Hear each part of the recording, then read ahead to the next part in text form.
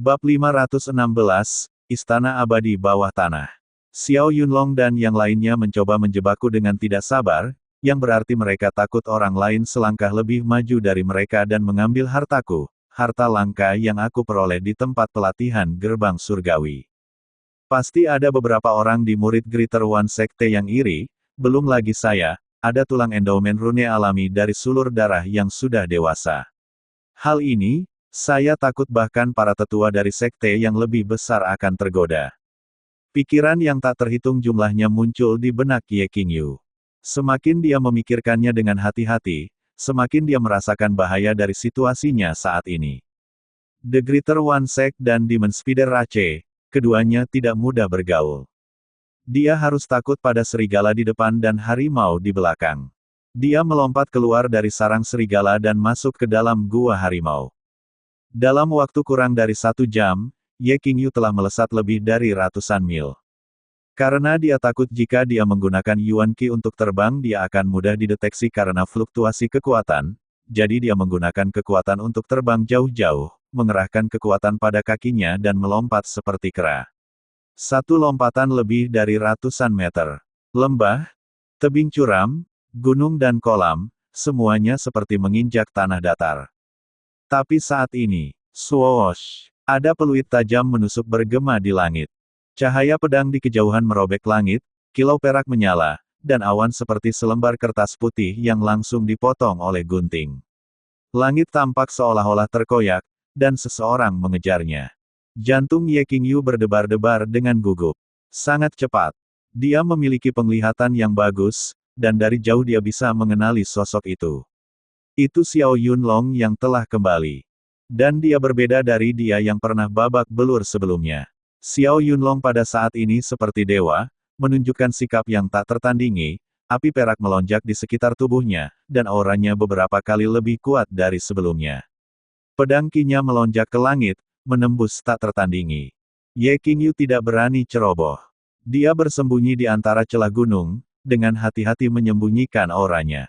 Xiao Yunlong sendiri adalah seorang ahli Heaven Ascension, dan meskipun dia menderita luka dari tubuh abnormal Ye Qingyu, tetapi jika dia benar-benar membawa semacam senjata ilahi, maka Ye Qingyu tidak yakin bahwa tubuh fisiknya dapat menahan kekuatan dewa senjata. Untungnya, Xiao Yunlong tidak memperhatikan Ye Qingyu, melaju ke timur. Setelah beberapa saat, dia melihat bahwa Xiao Yunlong telah menghilang ke arah langit timur seperti aliran cahaya. Jelas bahwa dia tidak mendeteksi keberadaan Ye Qingyu. Ye Qingyu keluar dari celah gunung, dan setelah berpikir sejenak, berbalik arah dan menuju ke selatan. Dia tidak bisa meninggalkan pegunungan ini untuk saat ini. Hanya di pegunungan yang menjulang tinggi dan pegunungan terjal ini dia bisa bersembunyi dari dunia dan melarikan diri. Jika dia meninggalkan pegunungan, kedataran, dan kehilangan tempat berlindung, mudah untuk diburu. Selain itu, puluhan ribu mil kota perkotaan di sekitar pegunungan berada di bawah kendali ketat sekte besar. Dia menuju ke selatan. Setelah 1 jam waktu, Ye Qingyu telah melakukan perjalanan lebih dari 100 mil ke selatan. Gunung itu semakin curam, menjulang ke awan, dan udaranya jauh lebih tidak menyenangkan dan ada peningkatan jumlah serangga dan binatang. Ye Qingyu datang ke kolam dan hendak istirahat sejenak, ketika tepat pada saat ini. Swoosh! Seberkas cahaya pedang perak, seperti kilat, tiba-tiba jatuh dari langit, menghantam dahi Ye Qingyu. Tidak baik. Ye Qingyu bisa merasakan bahwa cahaya pedang ini sangat tajam dan menakutkan. Sebelum menyentuh tubuhnya, dia bisa merasakan tengkoraknya dibelah. Dia tahu bahwa dia tidak boleh melawan dengan paksa. Berguling ke satu sisi, Ye Qingyu, seperti ikan, terjun langsung ke kolam, dan langsung menghilang tanpa jejak. Swoosh swoosh. Saat berikutnya, cahaya pedang, seperti hujan deras, jatuh dari langit dan masuk ke dalam kolam. Ada sosok yang berkedip-kedip, menunjukkan aura pembunuhan yang kuat. Xiao Yunlong muncul di atas kolam. Gumpalan perak dimuntahkan dari telapak tangannya, seperti kilat yang diam-diam lahir, sangat menakutkan, seolah-olah telapak tangannya sedang memegang setan. Di mana kilatan cahaya perak berada, seseorang hanya bisa melihat senjata berbentuk pedang. Keluarlah, bajingan kecil, aku tahu kau ada di dalam kolam. Xiao Yunlong tertawa muram, ekspresi pembunuh di wajahnya. Gelembung mendidih. Ada riak yang bergerak. Gelembung berwarna darah naik ke permukaan kolam.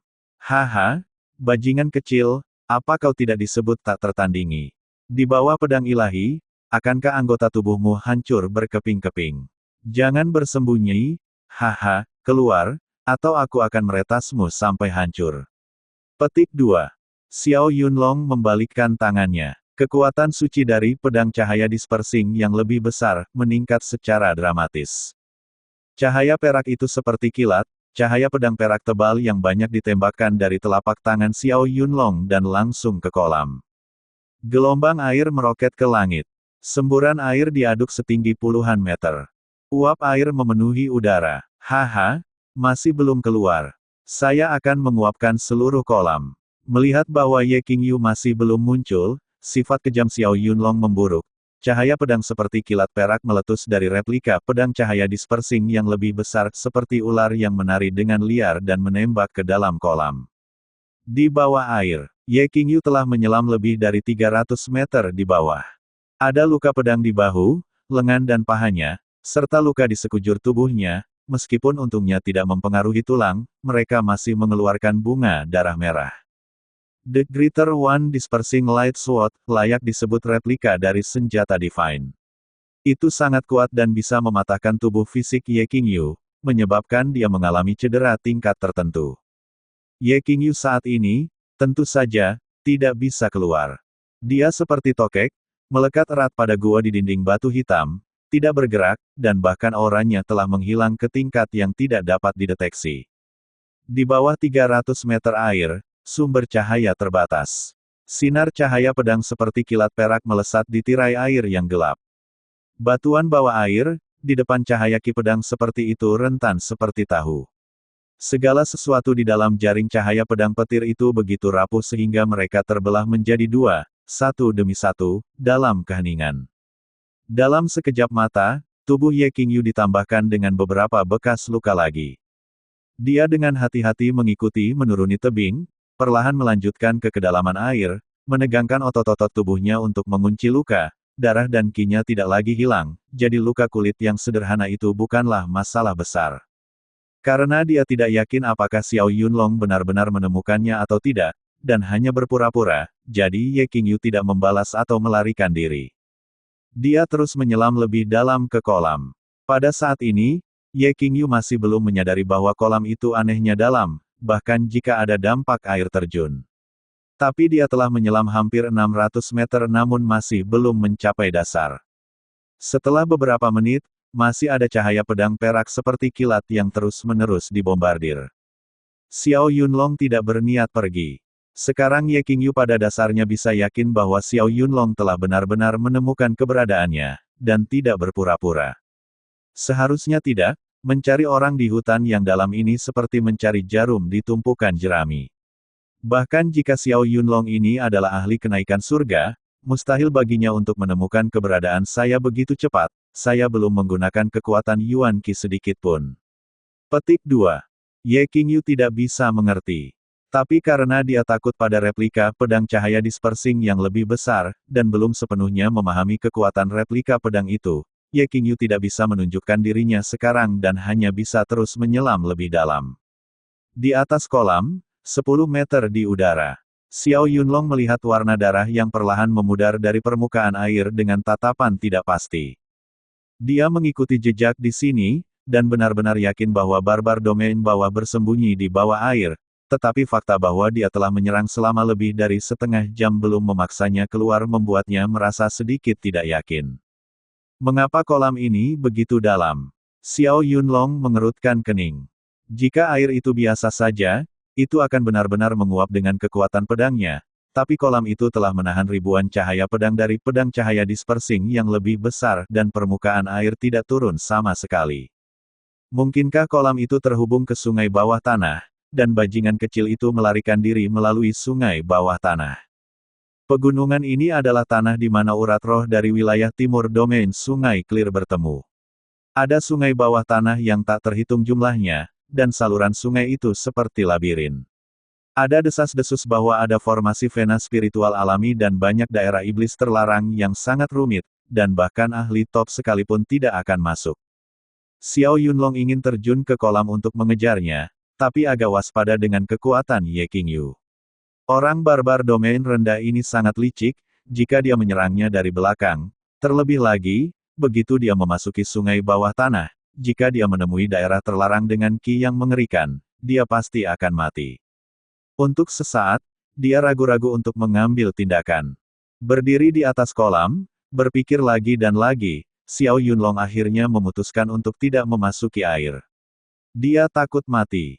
Bajingan kecil sialan, aku tidak percaya kau bisa bersembunyi di sungai bawah tanah selamanya, dan tidak pernah keluar. Xiao Yunlong berjaga-jaga di atas kolam selama siang dan malam. Tapi tetap saja Ye Qingyu tidak melihat muncul. Mungkinkah ada jalan keluar lain dari sungai bawah tanah ini, tempat bajingan kecil itu melarikan diri? Pada akhirnya, Xiao Yunlong kembali dengan kecewa.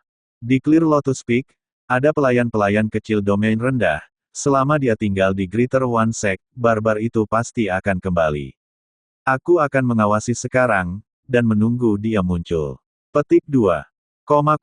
Ye Qingyu sebenarnya sangat ingin keluar. Tapi dia tersesat.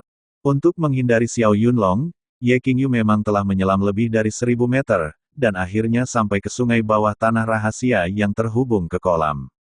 Dia dengan ragu-ragu masuk ke sungai yang berkelok-kelok, dan dalam waktu kurang dari beberapa menit, hilang.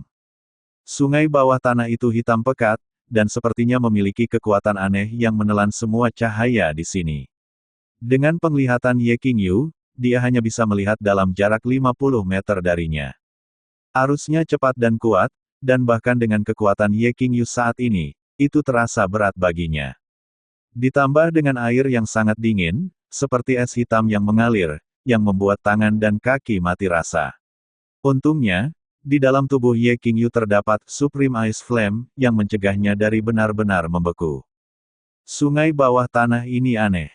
Tampaknya ada kekuatan yang membatasi ki formasi. Bahkan ahli laut pahit tidak akan bertahan di sini, dan di air es ini, ki spiritual dan niat jahat hidup berdampingan dalam kondisi yang sangat berbahaya. Petik 2. Ye Qingyu secara acak berjalan berkeliling untuk sementara waktu, samar-samar memahami misteri dan ketidakjelasan dunia bawah tanah yang gelap gulita ini. Segera arah dan arahnya berada dalam kekacauan total. Ye Qingyu sesaat tidak tahu arah mana yang mengarah ke timur, selatan, barat dan utara. Hal yang paling aneh adalah, di sungai bawah tanah ini, tidak ada ikan, udang, kepiting, atau makhluk air lainnya. Itu seperti dunia kematian. Akhirnya, setelah sekitar 2 jam kemudian, Ye Qingyu sendiri juga tidak tahu seberapa jauh dia telah melakukan perjalanan di bawah tanah. Rasanya mulai tak tertahankan, dia ingin memecahkan bebatuan, dan langsung pergi melalui tanah berbatu. Tetapi pada saat ini, dia tiba-tiba, samar-samar melihat, di kejauhan dari ujung saluran sungai air es, tampak ada kilau cahaya putih. Mungkinkah ada jalan keluar dari sungai bawah tanah? Dengan jantung berdebar-debar, Ye Qingyu segera hanyut mengikuti arus air. Saat dia bergerak maju sekitar 100 meter, cahayanya semakin kuat. Ye Qingyu merasa aneh, karena dia tidak bisa merasakan aliran sungai. Menurut alasan dia seharusnya belum sampai di pintu keluar saluran sungai bawah tanah, bagaimana bisa ada cahaya putih seperti itu? Setelah maju 1000 meter atau lebih, cahaya putih, seperti bulan yang cerah, tersebar di saluran sungai, indah dan megah, seperti istana abadi di bulan, membuat seseorang merasakan kegembiraan yang luar biasa.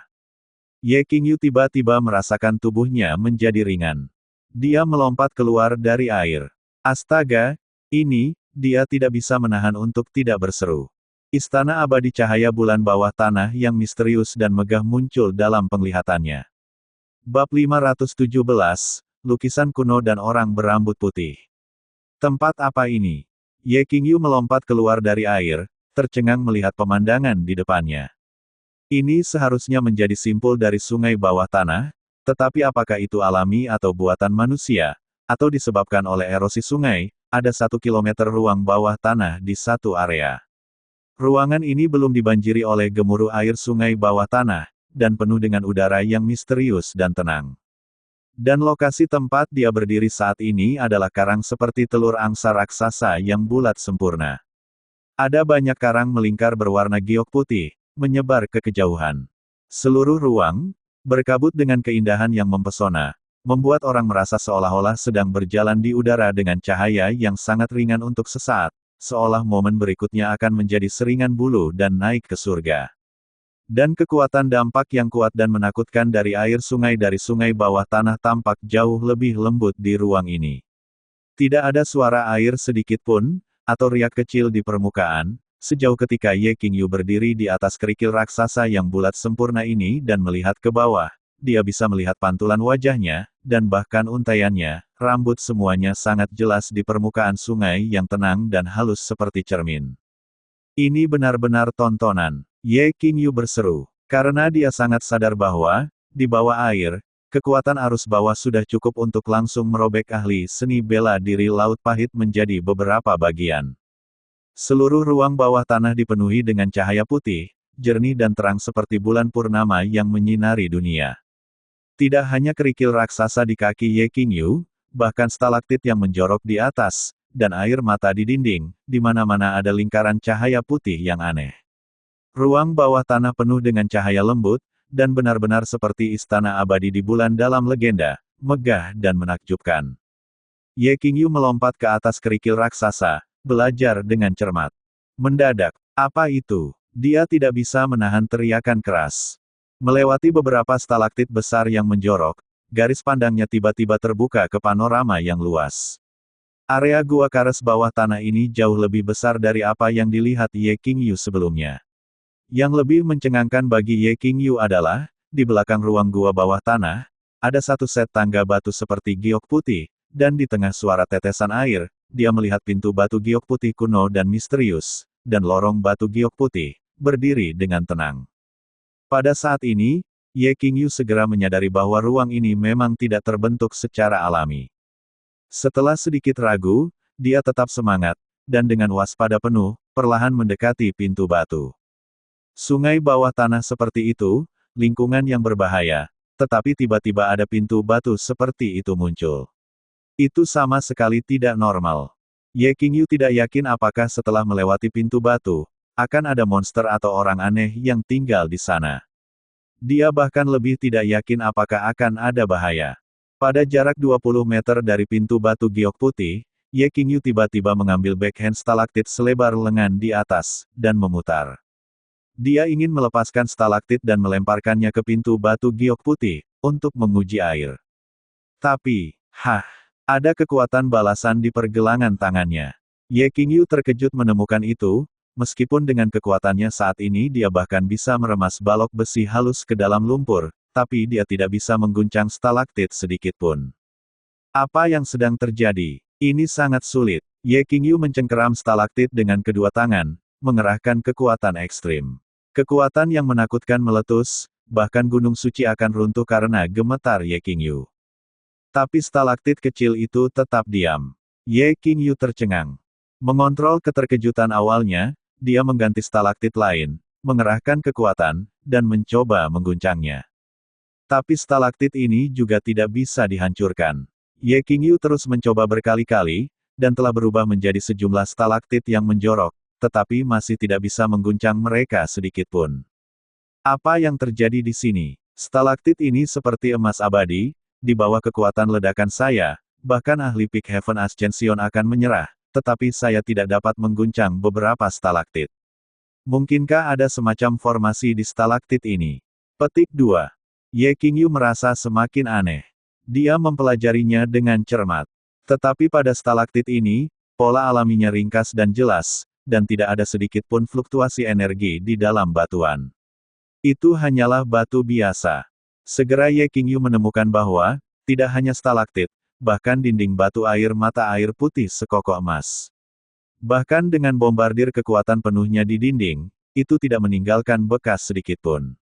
Sebaliknya kekuatan balasan menyebabkan tulang tangannya sakit.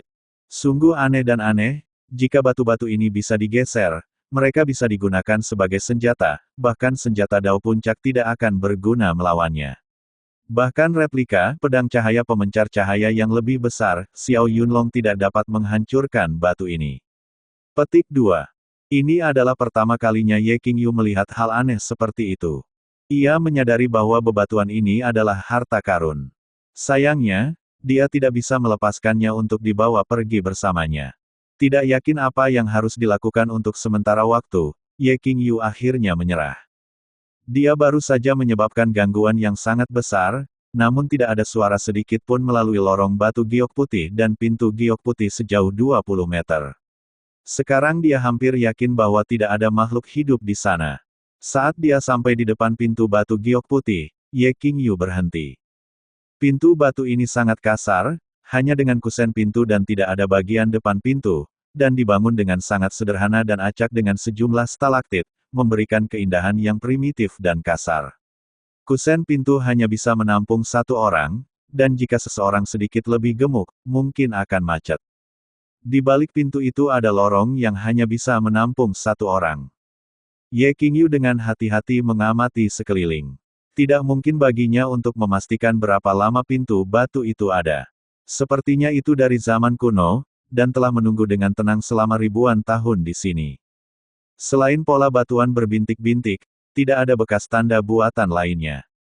Pintu batu yang terbentuk dari stalaktit ini, menurut perkiraan saya, di sekitar seluruh pintu batu, setidaknya terdapat 30 atau 40 stalaktit, dan bagian bawah dari stalaktit yang terbuka ini sehalus cermin, yang merupakan tanda bahwa mereka pernah dipotong oleh semacam senjata tajam, tapi kekuatan macam apa yang bisa memotong stalaktit ini? Petik 2. Ye Qingyu dengan lembut membelai pintu batu dengan telapak tangannya, perasaan terkejut yang tak tertandingi di dalam. Dia telah melihat kekerasan stalaktit. Bahkan jika itu replika pedang cahaya penyebar cahaya yang lebih besar milik Xiao Yunlong, paling banyak dia hanya bisa meninggalkan bekas yang dangkal pada stalaktit ini, tetapi untuk menebasnya tidak mungkin. Melalui pintu batu giok putih, Ye Qingyu masuk ke lorong batu giok putih. Lorong batu giok putih ini juga dibangun dari stalaktit, benda berbentuk cermin oval ini seharusnya menjadi akar dari stalaktit, yang telah dipotong oleh semacam kekuatan tertinggi. Akar luar ditumpuk untuk membentuk lorong ini. Petik 2. Ye Qingyu perlahan berjalan di sepanjang lorong batu giok putih, mengamati dengan cermat. Di dinding lorong, beberapa cermin stalaktit seukuran wajah seseorang memantulkan cahaya. Warna gioknya cerah dan jernih, seolah-olah ada ratusan bulan giok bundar muncul di dinding, aneh namun indah. Ye Qingyu mengulurkan tangan dan membelai dinding. Perasaan hangat yang samar menembus ke telapak tangannya. Perasaan ini seperti membelai kulit wanita. Berjalan di sepanjang lorong batu giok putih yang begitu indah sejauh ratusan meter, dia akhirnya sampai di ujung. Lorong batu giok putih ini kemungkinan besar menggunakan ribuan stalaktit. Siapa yang memiliki kekuatan dan kekuatan luar biasa untuk menebang begitu banyak stalaktit giok putih? Ye Qingyu lebih heran dari sebelumnya. Saat ini, dia sampai di ujung lorong. Sebuah ruangan batu yang luas dan rapi tampak di depan mata. Dinding kamar batunya halus dan ruangannya persegi, kira-kira lebih dari 40 meter persegi, dan tepat di seberangnya ada lukisan kuno gantung yang lebarnya sekitar 1 meter dan panjang 2 meter. Itu adalah seorang gadis dengan jubah biru berkibar yang berdiri di atas puncak, memegang pedang dewa sederhana, dengan sosok yang anggun dan ramping, dan menunjukkan aura surgawi wanita tiada taraf. Satu-satunya kekecewaan adalah wanita dalam lukisan ini memiliki wajah yang buram dan tidak ada fitur wajah. Dia tidak tahu apakah itu digambar atau tidak, atau fitur wajah telah memudar seiring waktu. Ye Qingyu tidak mempelajari wanita dalam lukisan itu dengan cermat. Karena jantungnya, pada saat berikutnya, berdebar kencang. Karena dia melihat bahwa di bawah lukisan kuno ini ada tempat tidur batu giok putih, dan di tempat tidur itu ada seseorang, dengan rambut seputih salju, tangan terlipat di perut bagian bawah, kedua kaki menyatu, berbaring dengan tenang, seperti mereka sedang tidur. Ada seseorang. Ye Qingyu menelan seteguk air liur.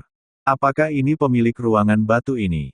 Untuk dapat hidup di lingkungan seperti itu, dan juga menebang begitu banyak stalaktit giok putih padat, membentuk pintu masuk batu giok putih dan lorong giok putih, dan membuka ruang batu ini, kekuatan orang ini pasti menakutkan.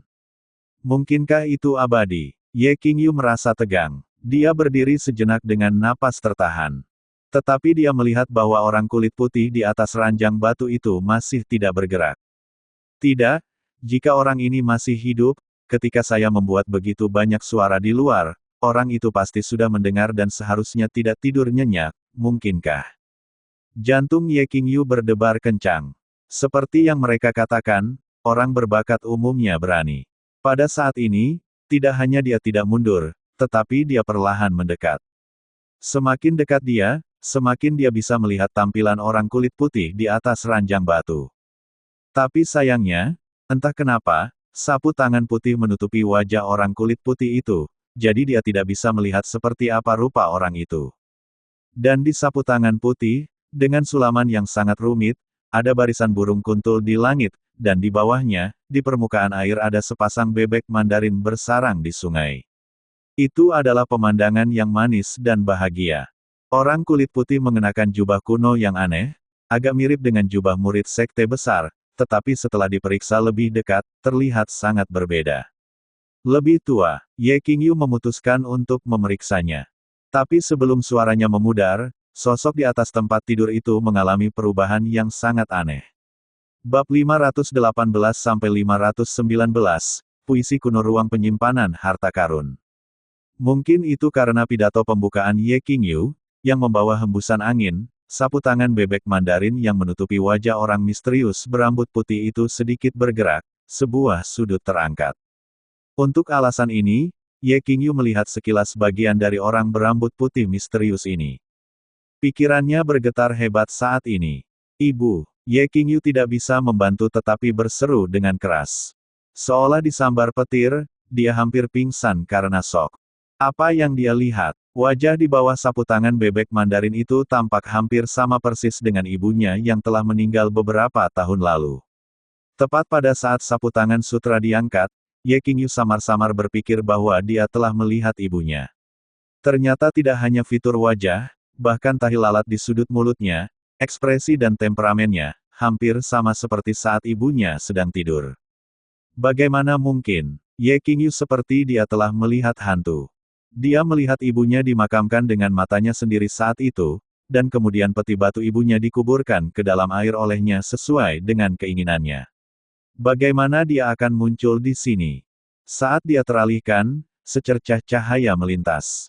Sosok berambut putih yang dia duga adalah ibunya tiba-tiba layu dengan kecepatan yang terlihat dengan mata telanjang. Otot dan kulit yang awalnya montok, tiba-tiba, seperti patung pasir, dengan cepat runtuh. Warnanya semakin redup dan akhirnya berubah menjadi abu. Seluruh proses itu luar biasa. Seolah-olah orang misterius berambut putih itu tiba-tiba larut di udara, meninggalkan setumpuk abu samar. Pada saat Ye Qingyu bereaksi, semuanya telah beres. Dia bergegas dengan kaget dan mengambil sapu tangan bebek Mandarin yang jatuh ke tempat tidur, tetapi sudah terlambat baginya untuk menghentikan semua yang terjadi. Dia hanya bisa melihat tanpa daya melihat orang misterius yang menyerupai ibunya berubah menjadi abu dan tidak bisa lagi memastikan apapun. Apa yang sedang terjadi? Mengapa orang berambut putih tiba-tiba berubah menjadi abu? Yang dia yakini adalah bahwa orang misterius berambut putih ini telah meninggal sejak lama, dan untuk beberapa alasan, mayatnya diawetkan dengan sangat baik. Tetapi karena kedatangan Ye Qingyu, itu telah memicu semacam perubahan di dalam ruangan batu ini sehingga mayat itu akhirnya berubah menjadi tumpukan abu. Tapi kenapa orang ini sangat mirip dengan ibunya? Setiap pikiran dan pertanyaan seperti petasan yang meledak tak terkendali di benak Ye Qingyu. Ye Qingyu merasa bahwa apa yang dia saksikan hari ini terlalu aneh sehingga tidak dapat dipahami dengan logika normal. Mungkin orang misterius berambut putih ini hanya memiliki beberapa kemiripan dengan ibu, atau dari sudut pandang tertentu, terlihat sangat seperti ibu, tetapi tidak ada hubungan di antara mereka. Ye Qingyu hanya bisa meyakinkan dirinya sendiri. Ada orang dengan penampilan serupa di dunia ini. Tapi tahi lalat, lokasi itu persis sama. Ye Qingyu masih belum bisa sepenuhnya meyakinkan dirinya sendiri. Dia menatap sapu tangan bebek Mandarin di tangannya. Hah! Dia tiba-tiba menyadari bahwa di depan ada sulaman burung kuntul dan bebek Mandarin dan di belakangnya ada puisi bersulam dengan tulisan tangan yang sangat anggun. Angin musim gugur segar, Bulan musim gugur cerah, daun-daun berguguran berkumpul dan berserakan, burung bertengger dan kaget, tidak tahu kapan kita akan bertemu lagi. Aku tidak akan bisa mengungkapkan perasaan malam ini, masuki pikiran yang rindu, memahami rasa sakit kerinduan, kerinduan panjang mengingat ingatan, kerinduan pendek tak terbatas. Jika saya tahu bahwa pikiran saya akan begitu kusut, akan lebih baik jika tidak bertemu. Petik 2. Ye Qingyu dengan hati-hati membaca setiap kata, merasakan kesedihan dan rasa sakit di antara kata-kata dan kalimat. Jika saya tahu bahwa pikiran saya akan begitu kusut, akan lebih baik jika saya tidak bertemu. Perasaan macam apa itu? Bertemu orang itu adalah kesalahan. Jalan menuju cinta bergelombang dan penuh dengan pasang surut, dan bahkan di ujung jalan pun tidak ada harapan dan akan lebih baik tidak pernah bertemu satu sama lain di awal, itu memang penyesalan yang besar dalam hidup. Wajah orang misterius berambut putih, Ye Qingyu hanya melihat sekilas ketika sapu tangan sutra melayang. Itu adalah wanita yang sangat muda, dia tidak memiliki kerutan, rambut putih salju yang panjang, dan mungkin terganggu oleh cinta sepanjang hidupnya. Puisi ini membuat Ye Qingyu memikirkan banyak asosiasi. Dia tenggelam dalam suasana hati negatif yang aneh untuk waktu yang lama. Seolah puisi itu memiliki semacam kekuatan magis, itu membuat Ye Qingyu sangat tertekan. Hanya setelah 10 menit penuh dia perlahan-lahan sadar. Melihat ke bawah dan dengan cermat mengamati tempat tidur batu putih itu lagi, dia menemukan bahwa tempat tidur itu juga dibangun dengan stalaktit. Permukaan tempat tidur sehalus cermin, mampu memantulkan cahaya, dan lapisan abu cian muda itu jauh lebih misterius, tetapi selain itu, tidak ada tanda atau formasi. Di atas tempat tidur batu, yang seharusnya menjadi tempat orang misterius berambut putih mengistirahatkan kepalanya, Ye Qingyu menemukan ukiran batu semanggi 4 daun yang sangat kasar yang memiliki pola sederhana, dan garis-garis halus yang mengalir, seperti sehelai rumput, tumbuh di tanah asin, tampak hidup dan hidup. Selain itu, tidak ada lagi keanehan di sekitar alas batu. Ye Qingyu menyimpan pola semanggi berdaun 4 dalam pikirannya, dengan diam-diam mengingatnya, dan kemudian mulai mengamati bagian lain dari ruangan batu itu. Segera, ada penemuan baru. Lukisan potret kuno langit perempuan menyembunyikan pintu batu kecil. Setelah pintu batu, ada sebuah gua. Ye Qingyu merunduk, masuk melalui pintu batu kecil.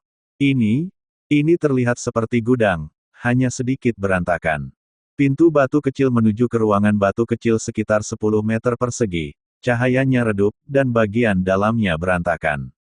Beragam barang rongsokan ada di mana-mana, ada guci keramik, ember kayu setengah lapuk, benda mirip tiang bambu, tali yang berkedip dengan lampu perak, beberapa kotak kayu setengah terkunci, dan di dinding terdalam ada tali perak digantung dengan beberapa alat pancing. Ye Qingyu menyapu matanya, merasa sedikit kecewa. Tidak ada buku pedoman seni bela diri atau harta karun langka, yang membuatnya langsung tidak tertarik. Ini seharusnya menjadi ruang penyimpanan orang misterius berambut putih. Sayangnya di abu orang ini, saya tidak menemukan tempat penyimpanan atau hal serupa, tidak ada tulisan tangan atau simbol, jadi tidak ada cara untuk mengetahui siapa orang ini. Ye Qingyu bergumam pada dirinya sendiri. Dia dengan santai mengangkat tutup jerami yang rusak dari stoples gerabah yang kasar. Wah, kilatan cahaya keperakan keluar dari stoples gerabah. Ye Qingyu secara naluriah terkejut, tetapi tidak ada perasaan bahaya. Ketika dia dengan hati-hati melihat lagi, fluktuasi Yuan Qi yang murni dan kuat mengalir keluar dari toples keramik, dan hati Ye Qingyu melompat tak terkendali. Ini adalah satu botol berisi cairan Yuan tingkat dewa. Tidak mungkin, lalu. Untuk sementara, Ye Qing tidak percaya apa yang baru saja dilihatnya. Itu adalah seluruh toples cairan Yuan tingkat dewa. Bahkan kerajaan salju dari Heaven Wasteland Domain tidak akan mengumpulkan sebanyak ini. Harus dikatakan bahwa hanya 10 kg cairan Yuan tingkat dewa yang dapat dimurnikan dari 100 kg kristal asal tingkat dewa. Berdasarkan ukuran toples di depan, itu harus berisi setidaknya 100 kg cairan Yuan tingkat dewa. Ini sama dengan puluhan ribu kilogram kristal asal tingkat Divine. Ye Qingyu tiba-tiba merasa pusing. Dia seperti kelinci putih kecil yang secara tidak sengaja masuk ke dalam gudang bawah tanah yang penuh dengan wortel, seperti hujan lobak yang jatuh dari langit dan mengenai kepalanya. Napasnya singkat dan tergesa-gesa, Tatapan Ye Qingyu tertuju pada 3 pot keramik lainnya dengan bentuk serupa. Sambil menahan napas, dia perlahan-lahan menemukan tutup jerami yang rusak di ketiga pot keramik ini. Wah, wah, wah, perak berkilau yang murni dan tanpa celah tumpah keluar. Kamar batu yang awalnya redup tiba-tiba dipenuhi dengan warna perak yang indah yang membuat seseorang terpesona, seolah-olah berada dalam mimpi paling sempurna di dunia. 3 toples keramik lainnya, seperti yang diharapkan, berisi cairan yuan tingkat dewa yang sama. Tidak seperti kristal asal tingkat dewa, cairan yuan tingkat dewa diekstraksi dari kristal asal, dan merupakan esensi dan kekuatan paling murni di dunia. 1 tetes berisi yuan ki dunia, dan cukup untuk membuat orang biasa langsung menjadi ahli. Dan berdasarkan semua buku kuno yang telah dibaca Ye Qingyu, 1 kek cairan yuan tingkat dewa setara dengan 60 tahun budidaya yang melelahkan dari seorang ahli kenaikan surga. Tercatat dalam beberapa teks kuno bahwa Ye Qingyu telah membaca bahwa cairan yuan tingkat dewa sangat langka, dan semuanya ditawarkan kepada penguasa suatu domain, orang yang paling berpengaruh dalam seni bela diri, ahli yang sangat kuat, istana kekaisaran dan eksistensi teratas dengan pencapaian yang mengguncang bumi. Itu adalah salah satu barang eksklusif untuk para ahli terkuat di era sungai berabad-abad. Kerajaan salju adalah kekuatan terbesar di domain tanah air surga dan menguasai daerah yang paling makmur dan makmur, tetapi dia belum pernah mendengar tentang keluarga kekaisaran kerajaan salju menikmati cairan yuan tingkat dewa. The Greater One Sect, sebagai salah satu sekte terbesar di domain Sungai Clear, juga mungkin tidak memiliki harta karun seperti itu. Ye Qingyu berpikir bahwa hal semacam ini hanya ada di legenda. Dia tidak pernah menyangka bahwa hari ini, dia secara tak terduga, secara tidak sengaja, menemukan begitu banyak cairan yuan tingkat dewa di dalam toples keramik yang begitu kasar dan di ruang penyimpanan yang penuh dengan sampah. Dia merasa terlalu sulit untuk dipercaya. Dia dengan hati-hati mempelajarinya sedikit lebih banyak, dan bahkan mencelupkan jarinya ke dalam, dan akhirnya yakin bahwa itu memang cairan yuan tingkat dewa. Ini, menggunakan toples keramik ini untuk menyimpan cairan yuan tingkat dewa hanyalah pemborosan. Tunggu. Tidak, tercatat dalam teks kuno bahwa cairan yuan tingkat dewa tidak dapat terkandung dalam benda biasa. Mungkinkah tempayan keramik ini juga merupakan benda berharga? Dan tutup jerami dari keempat toples ini adalah benda ajaib. Ye Qingyu tiba-tiba menyadari sesuatu. Jantungnya berdebar kencang. Menggelengkan kepalanya tanpa ampun, Ye Qingyu sedikit menjernihkan pikirannya. Pandangannya beralih dari 4 kendi keramik yang diisi dengan cairan yuan tingkat dewa ke benda lain di ruangan batu kecil itu. Ye Qingyu akhirnya menyadari bahwa hal-hal di ruangan batu kecil ini jelas tidak sesederhana kelihatannya. Guci keramik yang tampak kasar itu diisi dengan cairan yuan tingkat dewa, jadi harta macam apa yang ada di dalam kotak yang setengah terkunci. Dan tali perak, barang yang digantung di tali seperti ikan asin, benda ini, dari mana asalnya? Ye Qingyu merasa bahwa, kali ini, dia benar-benar beruntung. Ruang penyimpanan apa ini? Itu jelas ruang penyimpanan harta karun. Bab 520 Ikan Kering, Kaisar Petir.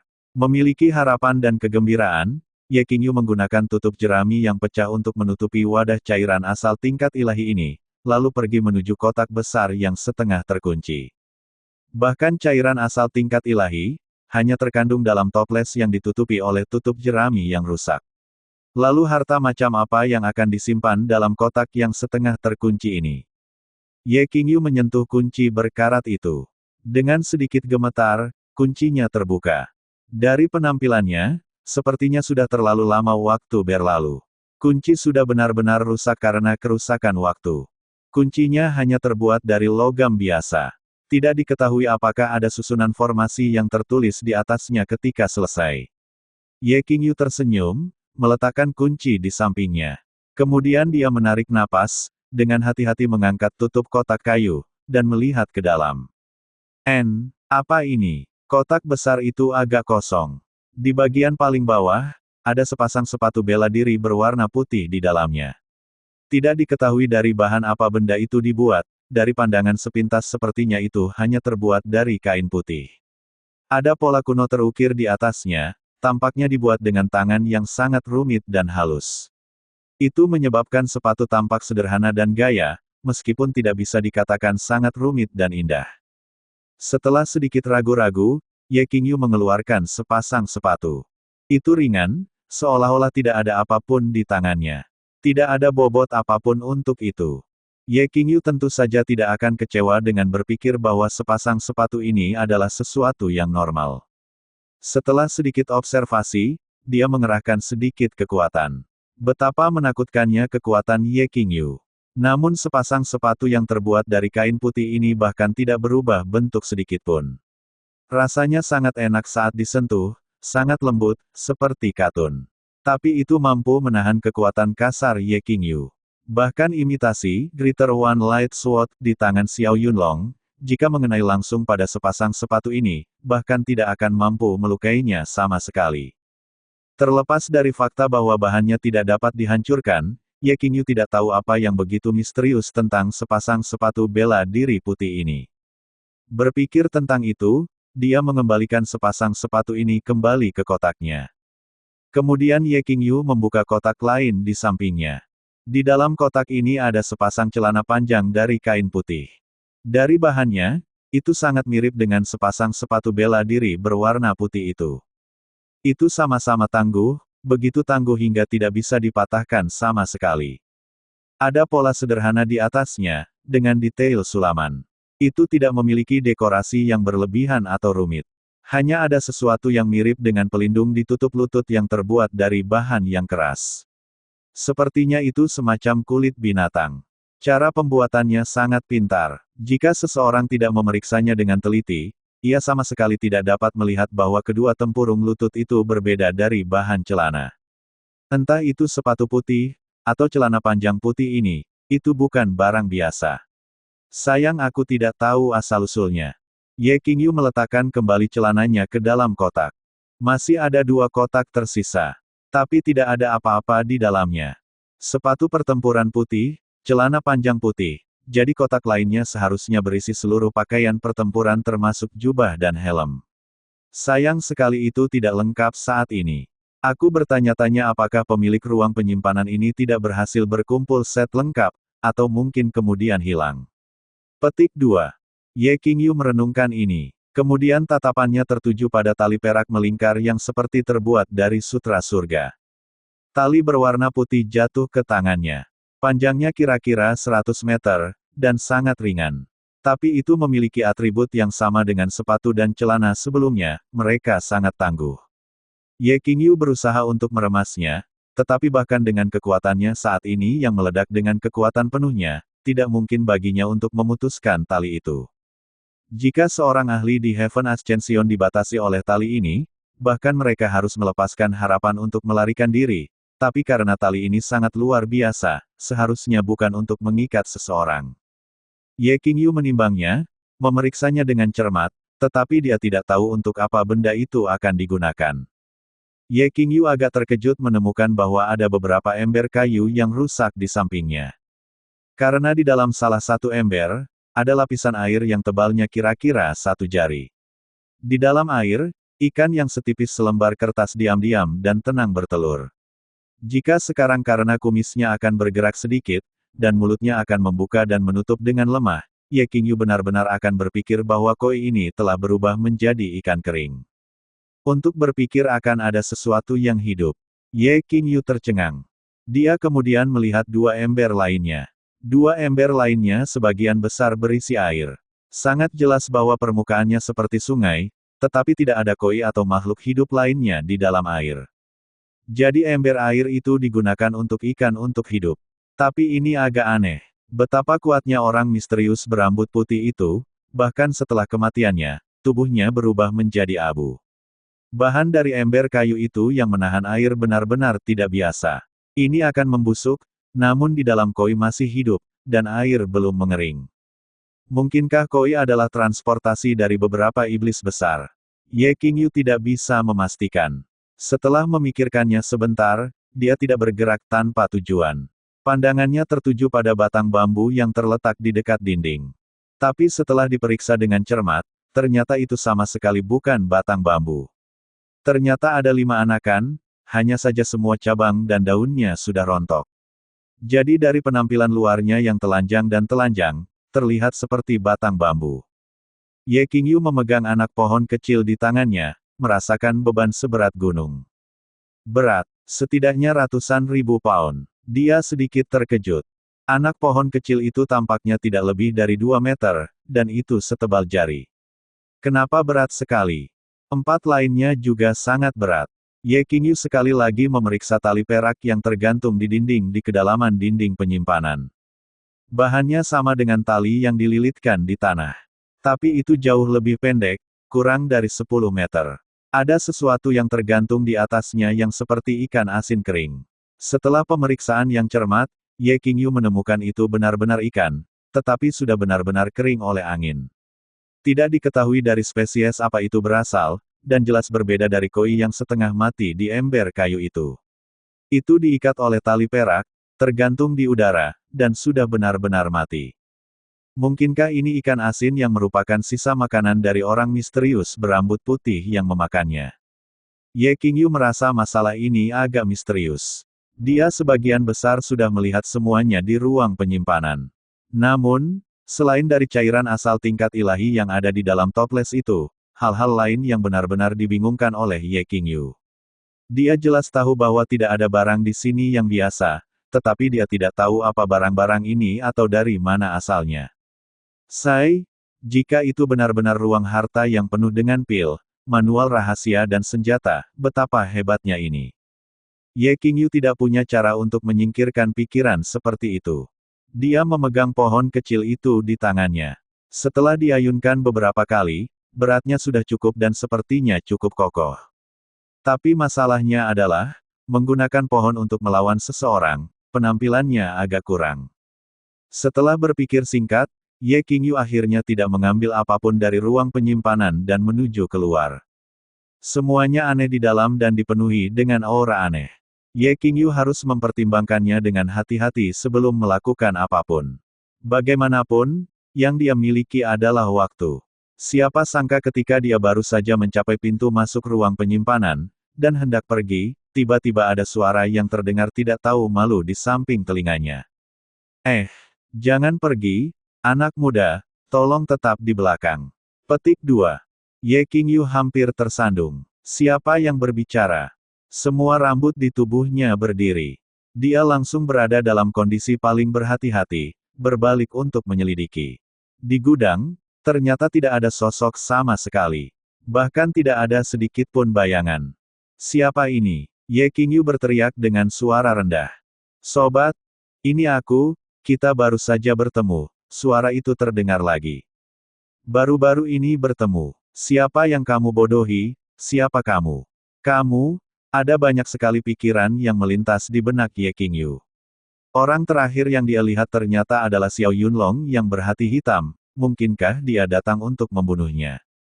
Tapi orang itu, pasti akan bersembunyi di kegelapan untuk menikamnya, dan tidak akan memberinya peringatan, mungkinkah? Sebuah pikiran tiba-tiba terlintas di benak Ye Qingyu. Kamu, apakah itu ikan kering? Dia bertanya, terkejut di wajahnya. Batuk-batuk, teman, kamu salah.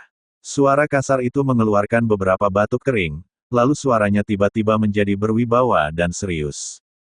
Aku adalah Raja Laut Pasir Isap Kuno, Raja Inspirasi. Aku menguasai jutaan bentuk kehidupan air di lautan dan samudera yang tak berujung.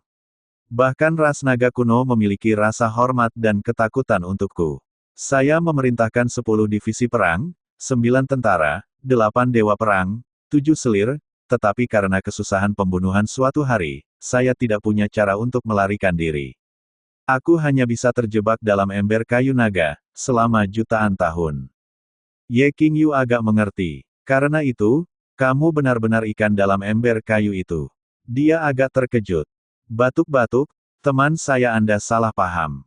Saat ini, saya hanya sedikit terlihat seperti ikan, tapi di masa lalu saya adalah Raja Inspirasi, suara vulgar itu menjelaskan.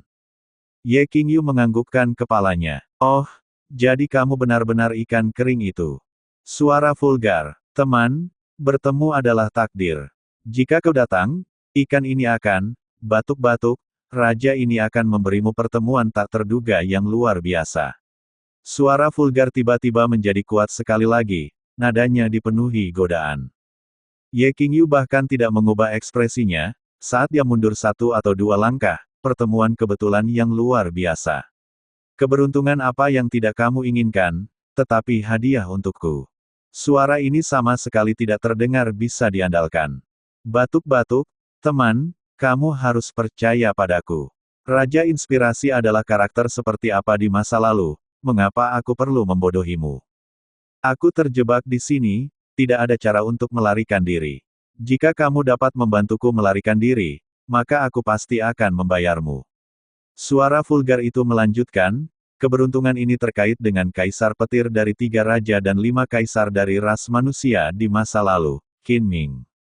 Saya dari ras lain, jadi saya tidak punya cara untuk mendapatkannya, jadi saya bisa hanya memberikannya kepadamu. Petik 2. Kaisar petir. Hati Ye Qingyu bergetar. Ini bukan karena dia benar-benar percaya pada kata-kata ikan ini. Hanya saja karena mendengar kata-kata kaisar petir sudah cukup untuk membuat telinga seseorang bergetar seperti guntur yang menggelegar. 3 penguasa dan 5 kaisar adalah puncak tertinggi jalur bela diri dalam sejarah ras manusia. Kaisar petir bahkan telah mencapai puncak sebelum Formation Sovereign Luoso. Dia adalah sosok legendaris, dengan hidupnya yang dipenuhi dengan mitos dan cerita yang tak terhitung jumlahnya. Dalam sejarah dan legenda kuno yang berhasil disentuh Ye Qingyu, jika bukan karena fakta bahwa ada kaisar petir yang muncul entah dari mana ketika ras manusia menghadapi bahaya kepunahan, dan berhasil membalikkan keadaan, tidak akan ada menjadi penampilan 7 kaisar bela diri lainnya dari ras manusia. Bahkan bisa dikatakan bahwa kaisar petir telah menyelamatkan seluruh ras manusia. Tetapi Kaisar Agung Jalan Bela Diri pertama dalam sejarah umat manusia seperti bintang jatuh yang baru saja melintas. Kemudian, dalam waktu kurang dari 1000 tahun, dia langsung menghilang secara misterius dengan tidak diketahui keberadaannya. Bahkan pengajaran bela diri dan teknik bela dirinya hilang dalam kerusakan dan sungai waktu. Tidak ada yang berhasil mendapatkannya. Sejak saat itu dan seterusnya, tidak ada lagi orang yang dapat sepenuhnya mengontrol kekuatan hukum lightning. Bab 521 Pencerahan Petir Tertinggi. Bagaimana, hehe, teman kamu pindah atau tidak? Suara vulgar terus terkekeh. Selama Anda bisa melepaskan saya dari ember kayu naga, saya bisa memberi Anda warisan Kaisar Petir Qin Ming. Ye Qingyu menarik napas dalam-dalam, dan tidak bergerak, berdiri di pintu masuk gudang. Kata-katamu sepertinya tidak terlalu bisa diandalkan, kata Ye Qingyu. Saya tidak merasa bahwa saya memiliki kekayaan ini, dan saya tidak merasa saya memiliki keberuntungan yang begitu besar sehingga saya dapat begitu saja mendapatkan warisan Kaisar Agung Jalan Bela Diri. Yakinlah, yakinlah. Dulu ketika saya memerintah atas Laut Kuiksan, kata-kata saya seperti emas di Laut Kuiksan, dan saya tidak akan pernah mengingkari janji. Bagaimana saya membuat janji yang ringan? Suara vulgar berkata dengan serius seolah-olah dia sedang bersumpah. Ye Qingyu menunduk sambil berpikir, lalu berkata, lalu bagaimana aku bisa menyelamatkanmu? Mudah, mudah, sangat sederhana. Kamu hanya perlu melepaskan aku dari ember kayu, maka itu akan baik-baik saja. Suara vulgar itu sepertinya sangat gembira. Sesederhana itu benar, bukan untuk membohongimu, tapi ember kayu ini bukanlah barang yang sederhana. Dalam legenda, itu adalah kayu naga yang mampu menekan setiap makhluk air. Bahkan hanya papan kayu darinya, jika kamu melemparkannya ke dalam air, dapat menekan jutaan bentuk kehidupan. Ketika saya jatuh di masa lalu, saya jatuh ke dalam perangkap, dan terkurung dalam ember kayu naga ini. Saya sudah terperangkap di sini selama jutaan tahun. Jika bukan karena penampilan Anda, dalam beberapa ratus tahun lagi, semua aura saya akan hilang dan saya kemungkinan besar akan binasa, kata suara kasar itu, sangat sentimental. Mendengar ini, Ye Qingyu tidak bisa membantu tetapi sangat ingin tahu. Siapa yang mengira ember busuk seperti itu memiliki sejarah seperti itu? Jika dia dengan santai melemparkan papan kayu ke dalam air, itu bisa menekan semua bentuk kehidupan air. Itu mungkin terlalu berlebihan. Ye Qingyu sekali lagi kembali ke ruang penyimpanan. Dia datang ke depan ember air yang rusak. Setelah diperiksa dengan cermat, tangannya mengetuk ember kayu, dan langsung terdengar suara dentingan logam. Itu halus dan merdu seperti bel kuno, berisi jenis kekuatan yang aneh. Sobat, jangan mengetuknya, cepat berhenti. Raja Inspirasi mulai memekik. Suara dao kayu naga ini adalah suara kematian bagi kita makhluk air. Jika kamu terus mengetuk, aku akan dibunuh olehmu, segera hentikan. Oh, Ye Qingyu berhenti, lalu melihat ketiga ember lainnya. Dia bertanya, karena bahan dari ember ini sangat menakjubkan, maka air di dalam ember ini juga pasti merupakan benda suci yang luar biasa. Kayu naga adalah kayu dewa dunia. Bahkan air kotor dari selokan akan lama menjadi nektar berhiaskan berlian setelah 100.000 tahun di dalam ember. Lagi pula, Anda tidak salah. Ini bukan air biasa di ember, itu lightning serum. 1 tetes saja sudah cukup untuk menghancurkan langit dan memusnahkan bumi, kata Raja Inspirasi, mendesah sebagai penghargaan. Dan Anda tenggelam dalam lightning serum ini, tidak terluka. Ye Qingyu bertanya lagi. Saya awalnya keturunan kuno. Saya secara alami terlahir dengan kemampuan dalam air dan kilat. Dan serum petir ini pada awalnya adalah harta yang diperoleh Kaisar Petir dari domain Chaotic untuk menyelamatkan saya. Dia menyuruh saya untuk beristirahat dan memulihkan diri, dalam mengisi lightning serum, jadi tentu saja aku baik-baik saja. Nada Raja Inspirasi menjadi agak bangga pada saat ini. Kaisar Petir menyelamatkanmu. Untuk apa? Ye Qingyu seperti anak kecil yang penasaran, pertanyaannya tidak pernah berakhir. Petik 2. Karena kami memiliki hubungan yang baik satu sama lain. Jawaban Raja Inspirasi bisa dikatakan sempurna. Ye Qingyu tidak menyerah, dan melanjutkan, lalu mengapa hubunganmu begitu baik satu sama lain? Raja Inspirasi, sebelum Kaisar Petir mencapai puncak jalannya, dia dan aku saling memanggil saudara. Raja Inspirasi sedang menghadapi satu-satunya orang yang bisa menyelamatkannya, jadi dia hanya bisa melemahkan temperamennya yang meledak-ledak. Dia dengan sabar menjelaskan, ketika dia menjadi Kaisar Petir, ada musuh yang mengancam nyawa yang datang untuk menghancurkan banyak hal. Aku dan beberapa saudara lainnya melindunginya. Kami bertempur di surga, darah kami mengotori udara. Dalam pertempuran itu, aku disergap dengan Dragonwood, dan menerima luka fatal. Petik 2.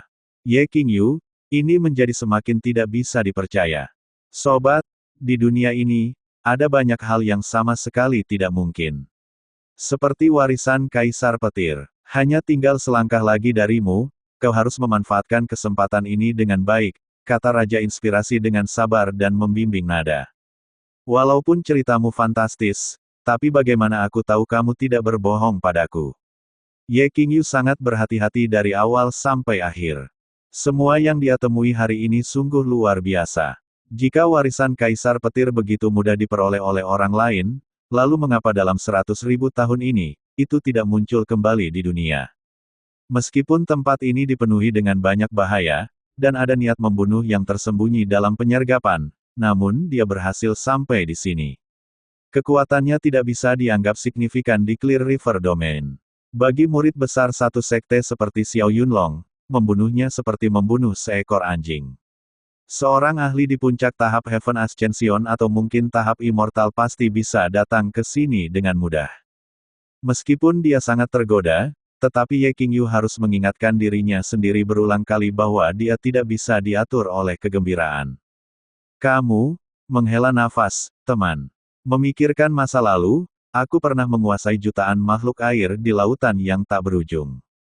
Bahkan naga kuno pun memiliki rasa takut dan hormat padaku. Memikirkan kembali ke masa lalu, aku memerintahkan 10 divisi pertempuran, 9 tentara besar, 8 dewa perang, 7 selir abadi, aku dianggap sebagai saudara Kaisar Petir, bagaimana aku bisa menipumu? Kata Raja Inspirasi dengan panik. Berhenti, katakan sesuatu yang nyata. Saya tidak punya cara untuk membuktikan atau menyangkal apapun tentang masalah ratusan ribu tahun yang lalu. Ye Qingyu sama sekali tidak mempercayai ini. Kalau begitu, teman, bagaimana kamu ingin membuktikannya? Raja Inspirasi sangat sabar sejak awal. Apakah kamu tidak mengatakan bahwa kamu mengontrol warisan Kaisar Petir? Ye Qingyu berdiri di atas ember, kepalanya menunduk saat dia melihat Koi yang bahkan tidak bisa bergerak di tengah Lightning Serum. Sambil tersenyum, kalau begitu beri aku satu atau dua alat kaisar-kaisar petir untuk aku mainkan, bagaimana kalau itu? Orang bisa melihat Koi di dasar ember memutar matanya, bergerak-gerak, senjata kaisar. Menurutmu apakah itu kubis yang tumbuh di pinggir jalan, untuk memberi satu atau dua mainan untuk dimainkan? Setelah Kaisar Petir mencapai puncak, dia hanya berhasil mengembangkan palu petir. Petik 2. Ye Qingyu langsung sangat gembira, tidak masalah, satu item bisa dilewati. Lightning Hammer, di mana itu? Ini adalah senjata kaisar. Dalam legenda, mengaktifkan senjata kaisar akan menyebabkan 9 langit bergetar. Dengan kendali senjata kaisar di satu tangan, seseorang bisa dianggap tak terkalahkan, mampu membunuh semua musuh di bawah budidaya kaisar. Itu adalah senjata kaisar, jadi secara alami ada di tangan Kaisar Petir. Kenapa aku harus memilikinya? Raja Inspirasi bergerak sekali lagi. Ye Qingyu sangat marah. Apakah kamu simpul mengatakan bahwa kamu memiliki warisan Kaisar Petir? Jadi kamu berbohong padaku. Teman, tenang, damai. Raja Inspirasi merasa bahwa dia mungkin telah bertemu dengan seorang idiot. Itu seperti seorang sarjana yang bertemu dengan seorang tentara, mencoba untuk bernalar dengannya tetapi gagal. Tapi harapan terakhirnya ditempatkan di pundak si bodoh ini. Dia tidak bisa menyinggung Ye Qingyu. Jadi dia menggunakan kesabaran yang belum pernah terjadi sebelumnya untuk menjelaskan kepadanya, warisannya dan senjata kaisar adalah dua hal yang berbeda. Ketika Kaisar Petir mencapai puncak, dia harus menyelamatkan orang-orang dari rasnya dari bahaya kepunahan. Menghadapi musuh yang begitu hebat, bahkan dia yang telah menjadi kaisar tidak memiliki kesempatan pasti untuk menang. Dia secara alami harus membawa senjata kaisar bersamanya ke dalam pertempuran. Tapi sebelum dia pergi, dia memberikan dasar jalannya, pencerahan petir tertinggi kepada saya. Siapa sangka itu adalah perpisahan selamanya. Luka saya tidak dapat disembuhkan, jadi saya tidak punya cara untuk pergi dan itulah mengapa saya tidak bertemu dengannya. Petik 2. Ye Qingyu tidak bisa mendapatkan item seperti senjata kaisar dari ikan ini, dan agak kecewa. Tapi manual pencerahan petir adalah fondasi dari jalur bela diri Kaisar Petir. Artinya, itu adalah manual Dao dari jalur petir yang dikabarkan. Buku pedoman Dao Kaisar Agung, betapa berharganya itu tidak kurang dari senjata kaisar. Itu mungkin bahkan lebih berharga. Bagaimanapun, bahkan jika alat kaisar ada di tangannya, dia membutuhkan Yuan Qi yang besar agar bisa menggunakannya. Dengan kultivasi Yuan Qi Ye Qingyu saat ini, sangat tidak mungkin baginya untuk melakukan ini. Tetapi jika itu adalah pedoman Dao dari Kaisar Agung, jika dia melatihnya, mungkin itu membutuhkan waktu pelatihan yang sangat lama, tetapi itu benar-benar akan menyebabkan dia menerima manfaat tanpa akhir. Ye Qingyu membuka mulutnya sambil tersenyum, jika memang seperti itu, maka untuk membuktikan kata-katamu sendiri, maka kamu meneruskan pencerahan petir tertinggi itu kepadaku. Raja Inspirasi ragu-ragu sejenak, lalu akhirnya berkata, ketika Kaisar Petir Qin Ming pergi, dia pernah berkata kepada saya, bahwa panduan Dao ini harus diberikan kepada generasi masa depan dari ras manusia, kepada mereka yang ditakdirkan. Saya telah terperangkap di sini selama ratusan ribu tahun, dan Anda adalah manusia ketiga yang datang ke sini. Kita pasti ditakdirkan, dan saya melihat bahwa Anda tidak mengambil sendiri harta yang ada di ruangan ini di saat pertama. Jadi, Anda tidak boleh menjadi siapapun yang jahat. Memberikan pencerahan petir tertinggi, kepada Anda harus menjadi kehendak surga. Saat dia berbicara di sini, Raja Inspirasi berhenti sejenak, lalu berkata lagi, dengarkan baik-baik, sekarang saya akan menyampaikan kepada Anda bagian tingkat awal dari panduan Kaisar Agung Dao ini. Itu akan tergantung pada takdir, banyak yang Anda pahami. Bagian tingkat awal adalah teknik pernapasan. Raja Inspirasi mulai berbicara. Setelah mendengar 3 atau 4 kalimat, kulit Ye Qingyu langsung menjadi aneh. Setelah dia mendengar kalimat ke-10, keanehan ini menjadi lebih jelas. Melihat Raja Inspirasi melanjutkan, Ye Qingyu tiba-tiba mematahkannya dengan marah, tutup mulutmu. Kamu penipu, kamu berani menggunakan metode rendahan untuk membodohiku. Raja Inspirasi tidak mengerti apa yang dimaksud Ye Qingyu, bagaimana aku bisa membodohimu. Kamu bilang ini dao manual dari Kaisar Agung. Kamu bodoh, anak kecil. Aku sudah lama mendengar tentang teknik pernapasan ini. Wajah Ye Qingyu penuh dengan penghinaan. Teknik pernapasan yang saya latih dari awal adalah yang ini. Bagaimana bisa itu menjadi bagian awal dari panduan Kaisar Agung Dao? Meskipun ada beberapa perbedaan kecil, tetapi intinya sama dengan teknik pernapasan tanpa nama yang diajarkan ayahnya sejak dia masih kecil. Ye Qingyu sekali lagi merasa marah karena dibohongi sekali lagi. Mendengar hal ini, Raja Inspirasi mulai berteriak tak percaya, bagaimana ini mungkin? Kamu dilatih dalam panduan Dao ini sejak kamu kecil. Kamu penipu, kamu berani berbohong padaku. Kamu, tunggu sebentar, anak muda. Kamu bilang kamu dilatih dalam buku Dao ini sejak kamu kecil. Lalu siapa yang mengajarkannya kepadamu? Petik 2.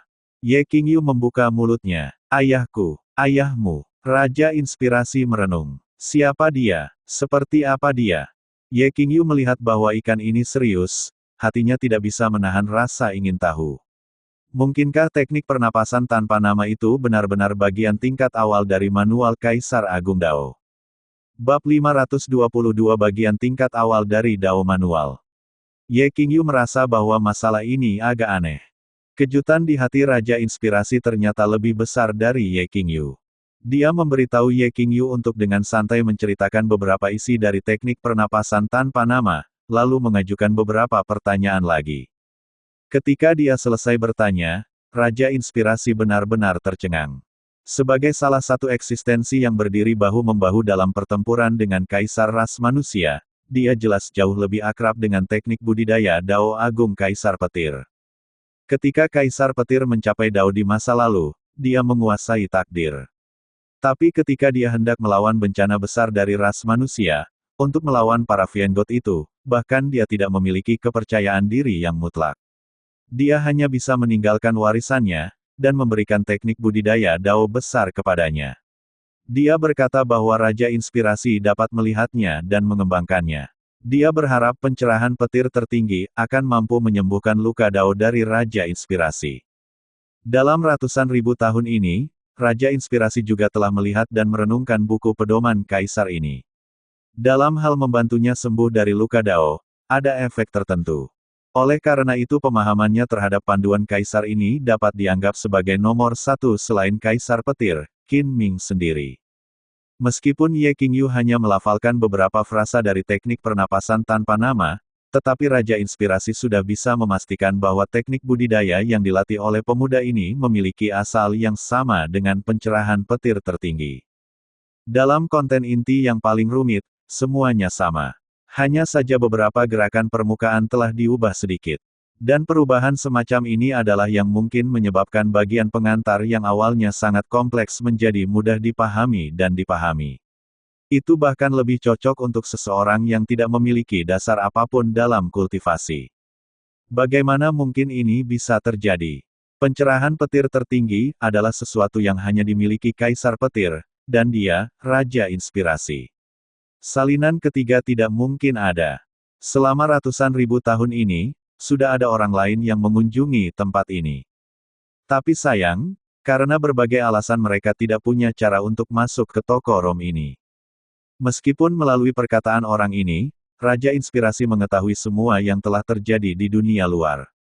Dia tahu bahwa Kaisar Petir telah berhasil membalikkan situasi, dan berhasil menyelesaikan situasi untuk ras manusia untuk melanjutkan dan berkembang biak. Tapi dalam sekejap, seperti bintang jatuh yang jatuh, dia menghilang dari dunia, tanpa jejak sama sekali. Dan di dunia ini, tidak ada lagi warisan Kaisar Petir yang tersisa. Kaisar Petir telah lama menghilang dari dunia ini. Orang di masa lalu berhasil mendapatkan beberapa keuntungan dari Raja Inspirasi, dan akhirnya pergi. Tapi itu sama sekali bukan manual Dao Kaisar Petir. Mungkinkah, setelah bertahun-tahun, warisan Kaisar Petir sekali lagi muncul kembali di dunia ini? Dalam periode waktu ini, ada banyak pemikiran yang muncul pada Raja Inspirasi. Setelah ratusan ribu tahun tenang, dan apa yang dia alami ratusan ribu tahun yang lalu, sangat sedikit yang bisa membuat koi tua ini kehilangan ketenangannya seperti itu. Begitu mendengar beberapa petunjuk tentang Kaisar Petir, koi ini menjadi sangat bersemangat. Tanpa mengalami masalah dunia, tanpa terjebak di area seluas meteran ini selama 100.000 tahun, orang lain tidak memiliki cara untuk memahami suasana hatinya saat ini. Berita seperti itu membuatnya lebih bersemangat daripada dia sendiri mendapatkan kebebasannya sendiri. Itu adalah teknik budidaya Kaisar Agung. Tapi anak kecil ini sama sedihnya dengan anjing. Dia sama sekali tidak terlihat seperti putra atau murid dari kekaisaran yang merajalela. Petik 2. Koi tua memiliki kecerdasan ekstrim, dan mampu menduga banyak hal. Di masa lalu, dia pernah menjadi karakter yang luar biasa di dunia seribu luas. Kemampuannya dalam menyelidiki dan mengamati sudah berada pada level master. Hanya dengan melihat Ye Qingyu, dia sebagian besar bisa memperkirakan latar belakangnya. Dari penampilannya yang buruk, dia sama sekali bukan penerus yang telah dengan susah payah dibesarkan dan berasal dari keluarga besar manapun. Ada terlalu banyak pertanyaan di hatinya, bahkan Raja Inspirasi pun tidak tahu harus bertanya apa. Pada akhirnya, dia dengan paksa menekan pertanyaan di dalam hatinya. Tapi sikapnya terhadap Ye Qingyu menjadi agak lebih serius dari dalam. Jika sebelumnya itu karena dia memiliki pola pikir untuk melakukan transaksi dengan Ye Qingyu, karena Kaisar Petir telah meninggalkan kata-kata untuk memberikan panduan dao kepada orang yang ditakdirkan, maka sekarang Ye Qingyu ditempatkan dengan identitas misterius kemungkinan menjadi keturunan Kaisar Petir. Raja Inspirasi menjadi serius dan dipenuhi dengan rasa ingin tahu terhadap Ye Qingyu. Tidak peduli apa alasannya, dan aku juga tidak akan bertanya kepadamu apa isinya dari apa yang disebut teknik pernapasan tanpa nama.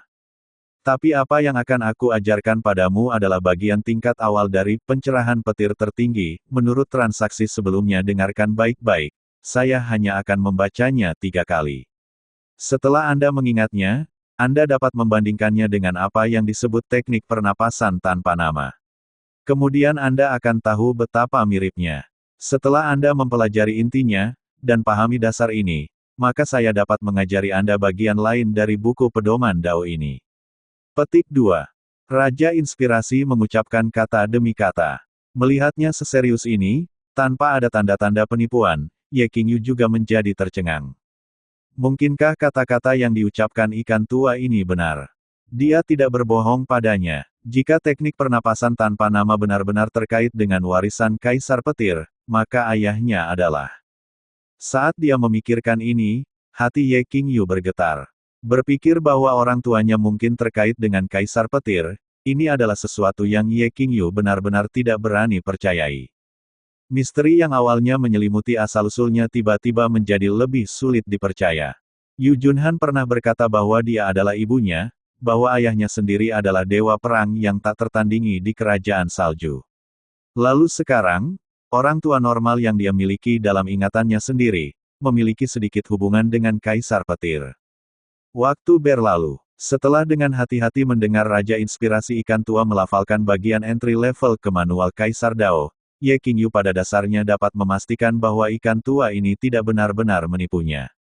Karena teknik pernapasan tanpa nama tidak diketahui sama sekali di seluruh Heaven Was Talent Domain. Bahkan jiwa kuno yang tertidur jauh di dalam sarang naga salju pernah mengatakan bahwa teknik pernapasan tanpa nama itu misterius dan tidak normal. Tampaknya biasa saja, tetapi berubah dari dangkal menjadi dalam. Itu berisi esensi yang sangat dalam, dan merupakan teknik budidaya yang langka. Tampaknya itu diciptakan khusus untuk seseorang tanpa nasib seperti Ye Qingyu. Bahkan jika ikan tua ingin membodohinya, tidak mungkin baginya untuk mengetahui inti dari teknik pernapasan tanpa nama. Berpikir di sini, Ye Qingyu pada dasarnya bisa memastikan bahwa teknik pernapasan tanpa nama sebagian besar sama dengan pencerahan petir tertinggi dari Kaisar Petir. Dia tidak membayangkan bahwa teknik kultivasi yang selalu dia latih memiliki sejarah yang luar biasa. Raja Inspirasi selesai melafalkannya secara mendetail, lalu berhenti sejenak. Apakah Anda mengingatnya? Ye Qingyu menganggukkan kepalanya. Bagian tingkat awal dari manual Kaisar Dao yang disebutkan dalam kata-kata, selain dari beberapa perubahan kecil pada teknik pernapasan tanpa nama, sebagian besar serupa.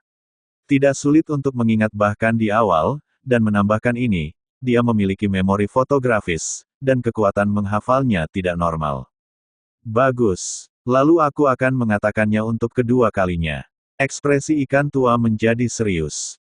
Ye Qingyu hendak mengatakan bahwa dia sudah mengingat ini, dan mempertanyakan perlunya mengulanginya lagi, tetapi Raja Inspirasi sudah mulai tanpa memperhatikan orang lain.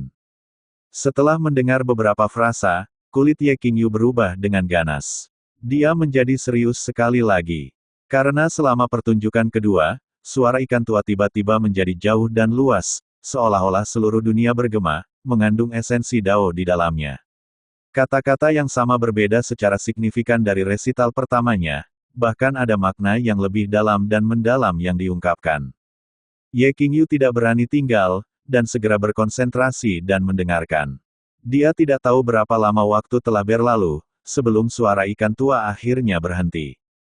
Ye Qingyu berdiri dengan bodoh di tempatnya, dan tetap tercengang untuk waktu yang berharga, sebelum akhirnya pulih.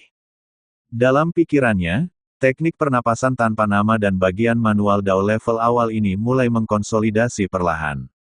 Inti esensi dari teknik pernapasan tanpa nama menjadi lebih lengkap, dan bagian-bagian yang kompleks dan sulit untuk dipahami dari manual Dao level awal secara bertahap menjadi lebih jelas. Ye Qingyu merasa seolah-olah dia telah menerima dampak dari mendengarkan Dao, dan dapat mengalami dunia yang belum pernah terjadi sebelumnya. Setelah beberapa saat, terima kasih, tetua. Ye Qingyu membungkuk sebagai tanda hormat ke arah ember. Di ember kayu naga, ikan tua tidak mengeluarkan suara untuk waktu yang lama. Setelah sekian lama, dia kemudian berkata dengan terengah-engah, "Kamu anak nakal, setidaknya kamu punya hati nurani." Bahkan apa yang dia sebut padanya telah berubah. Sebelumnya, dia menyebut dia sebagai teman. Meski ini tampak hormat, pada kenyataannya, ada jarak di antara mereka. Sekarang dia memanggilnya, "Kamu anak nakal." Hubungan di antara mereka langsung semakin dekat, seolah dia sedang mencaci salah satu juniornya. Bagaimana lebih tua, Ye Qingyu tahu bahwa nafas roh tua ini tidak stabil. Karena saya harus melafalkan bagian tingkat awal dari panduan Dao Agung kepada Anda, saya menghabiskan setidaknya 10 tahun dari hidup saya sendiri.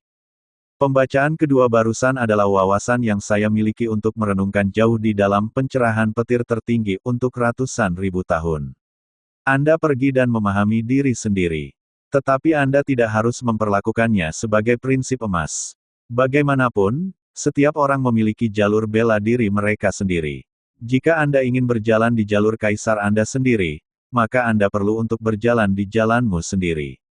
Berjalan di jalan pendahulumu hanyalah meniru. Petik 2. Ikan tua memberikan nasihat yang sungguh-sungguh dan bermaksud baik. Sebelumnya, dia masih tawar-menawar dengan Ye Qingyu, dan saat ini dia memiliki sikap seolah-olah sedang mengajar atau memberi instruksi. Ye Qingyu sekali lagi mengucapkan terima kasih. Pertunjukan ketiga, sangat penting. Itu adalah suara pribadi Kaisar Petir ketika dia pergi. Dia menggunakan teknik rahasia untuk menanamkannya ke dalam jiwaku sendiri. Aku hanya bisa merilis ini sekali seumur hidupku. Old Fish beristirahat sebentar, memulihkan nafasnya. Mendengar ini, sebuah pikiran tiba-tiba muncul di benak Ye Qingyu. Dia berkata, "Elder, bisakah Anda menunggu? Untuk pertunjukan ketiga, bisakah kita mengubah lokasinya?" Petik 2. Raja Inspirasi terkejut, mengapa begitu? Ini, aku ingin menunggu sampai pemahamanku tentang manual Dao level awal telah hilang, sebelum mendengar pembacaan pribadi Kaisar Petir. Bagaimanapun, itu adalah kata-kata dari Kaisar Agung. Kesempatan ini sangat berharga, aku tidak ingin menyia-nyiakannya dalam keadaan di mana aku tidak siap.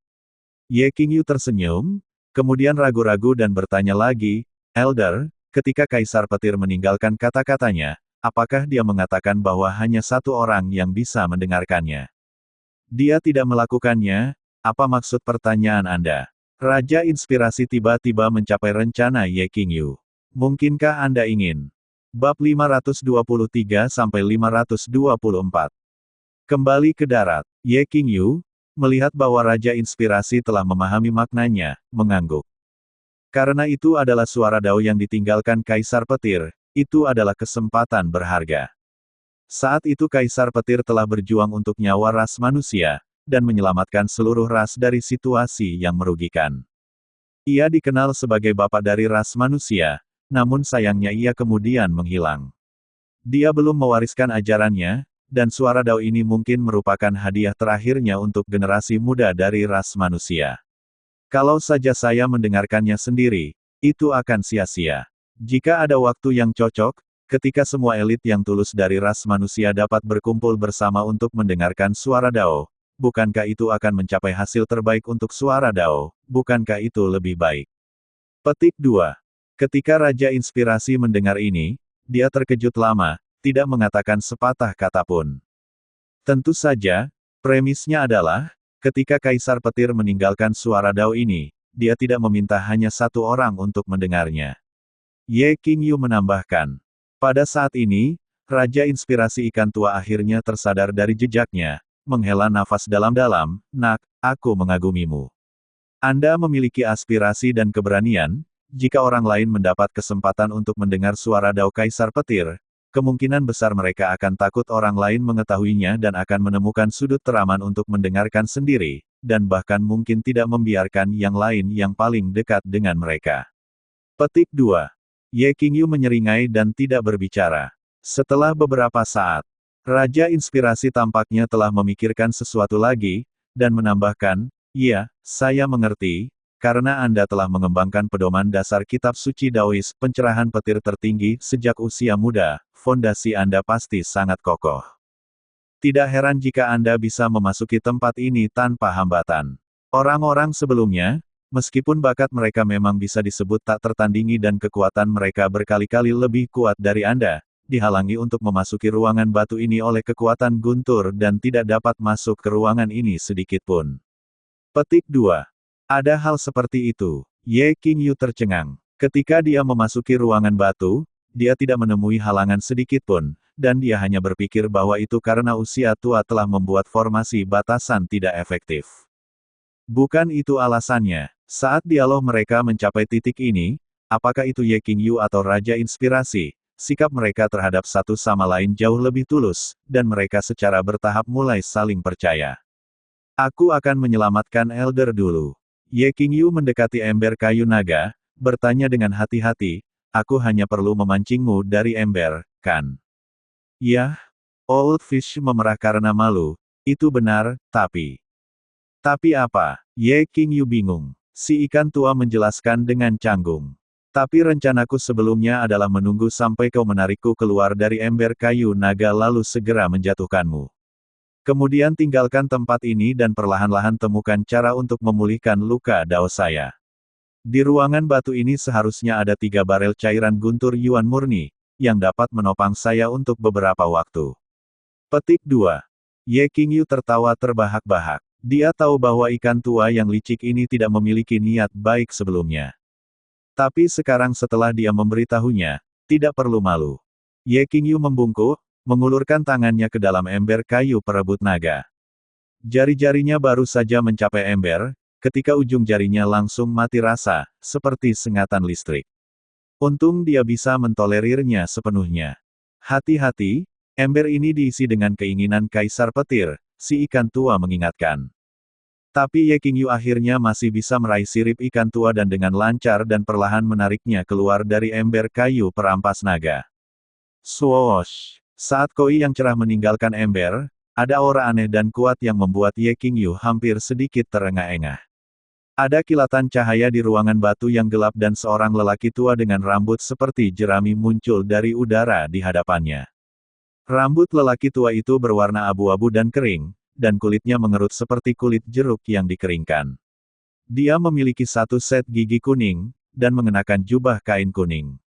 Pinggangnya sedikit bengkok, janggutnya menggantung hampir ke pinggangnya, hitam legam dan berkilau, sangat elegan, tapi matanya juling, dan memiliki ekspresi celaka yang tak terlukiskan. "Haha, jutaan tahun, saya akhirnya bebas." Orang tua itu melompat dengan semangat, seperti monyet tua, jungkir balik, tidak mampu menahan kegembiraannya. Ye Qingyu menyaksikan dengan diam di samping. Orang tua malang bermata juling ini jelas telah berubah dari ikan mas yang cerah di dalam ember. Orang ini yang dikenal bisa mengendalikan Quick Sansea yang kacau, di mana sikap anggun raja dari semua ras akuatik itu. Dia lebih seperti penipu yang berjongkok di pinggir jalan sambil meramal. Haha, nak, terima kasih telah menyelamatkanku, aku ditakdirkan untuk tidak mati. Jika Anda datang seabad kemudian, saya benar-benar akan mati dalam ember ini. Raja Inspirasi, setelah menenangkan dirinya, berbalik untuk memegang tangan Ye Qingyu untuk berjabat tangan, lalu dengan sangat hati-hati menyortir janggut panjangnya, sambil menggerutu, Qin Ming, orang ini, terlalu tidak bisa diandalkan. Dia menghilang selama jutaan tahun tanpa tanda-tanda, saya hampir mati di dalam ember yang pecah ini. Petik 2. Mendengarkan dia mengutuk Dewa Petir seperti Kaisar Petir untuk manusia, Ye Qingyu tidak tahu apakah harus tertawa atau menangis. Ya, tetua, Anda mengatakan sebelumnya bahwa Anda ditipu sehingga Anda masuk ke dalam ember, mengapa Anda menyalahkan Kaisar Petir yang mulia? Ye Qingyu bertanya. Ikan tua mengangguk. Ah, ya, naga perebut kayu ini adalah musuh dari ras manusia. Saat itu ketika aku dikhianati, kekuatanku dihancurkan oleh naga perebut kayu, dan jiwaku hampir musnah. Kaisar Petir membantuku mempertahankan tubuhku dan segumpal jiwaku. Seperti yang mereka katakan, siapapun yang memulai masalah harus mengakhirinya.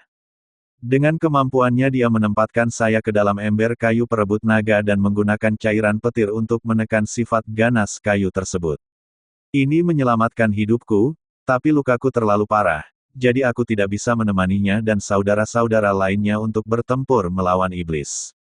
Saya berencana untuk menunggu kemenangan mereka kembali, untuk merayakan dunia baru ini bersama-sama, siapa yang tahu bahwa... Saat dia berbicara, wajahnya yang malang benar-benar menunjukkan warna sedih yang kuat. Ye Qingyu juga tidak tahu harus berkata apa. Ikan tua melanjutkan, Kaisar Petir mengendalikan takdir, dia adalah orang terkuat di langit dan bumi. Berbicara secara logis, tidak peduli hasilnya, dia seharusnya tidak menghilang. Apa yang terjadi saat itu, saya harus mencari tahu. Saya tidak percaya bahwa Kaisar Seni bela diri di bumi, dan begitu banyak saudara dengan kekuatan yang menghancurkan bumi benar-benar akan pergi seperti itu. Saya harus menemukannya. Petik 2. Keberadaan Kaisar Petir adalah teka-teki sejarah. Setelah dia membajak langit dan bumi, Kaisar besar pertama dalam sejarah ras manusia dan pasukan petirnya yang tak tertandingi telah menghilang dari dunia. Old Fish emosional untuk beberapa saat tetapi segera melompat. Harta di ruangan batu ini semuanya memiliki asal-usulnya, beberapa di antaranya adalah benda yang digunakan oleh Kaisar Petir, dan beberapa adalah senjata dari saudara-saudara tua itu. Old Fish menatap masing-masing barang di gudang, memikirkan masing-masing pemiliknya, dan berbicara tentang asal-usul masing-masing dan akhirnya kemudian meraih tali perak yang tergantung di dinding bersama dengan beberapa ikan asin. Ini adalah milikku saat itu. Ya, barang-barang lainnya adalah milikmu anak laki-laki, karena untuk setiap kegunaan spesifiknya, aku akan menjelaskan secara perlahan kepadamu setelah kita keluar dari sini. Beberapa hal, saya harus memikirkan dengan hati-hati. Ye Qingyu, kali ini, tidak lagi bersikap sopan. Dia menerima dan menyimpan semua harta karun. Tong cairan guntur ini, kamu juga bisa menyimpannya. Saya hanya perlu 1 tetes per bulan. Mereka sekarang memiliki sedikit pengaruh pada luka daun saya.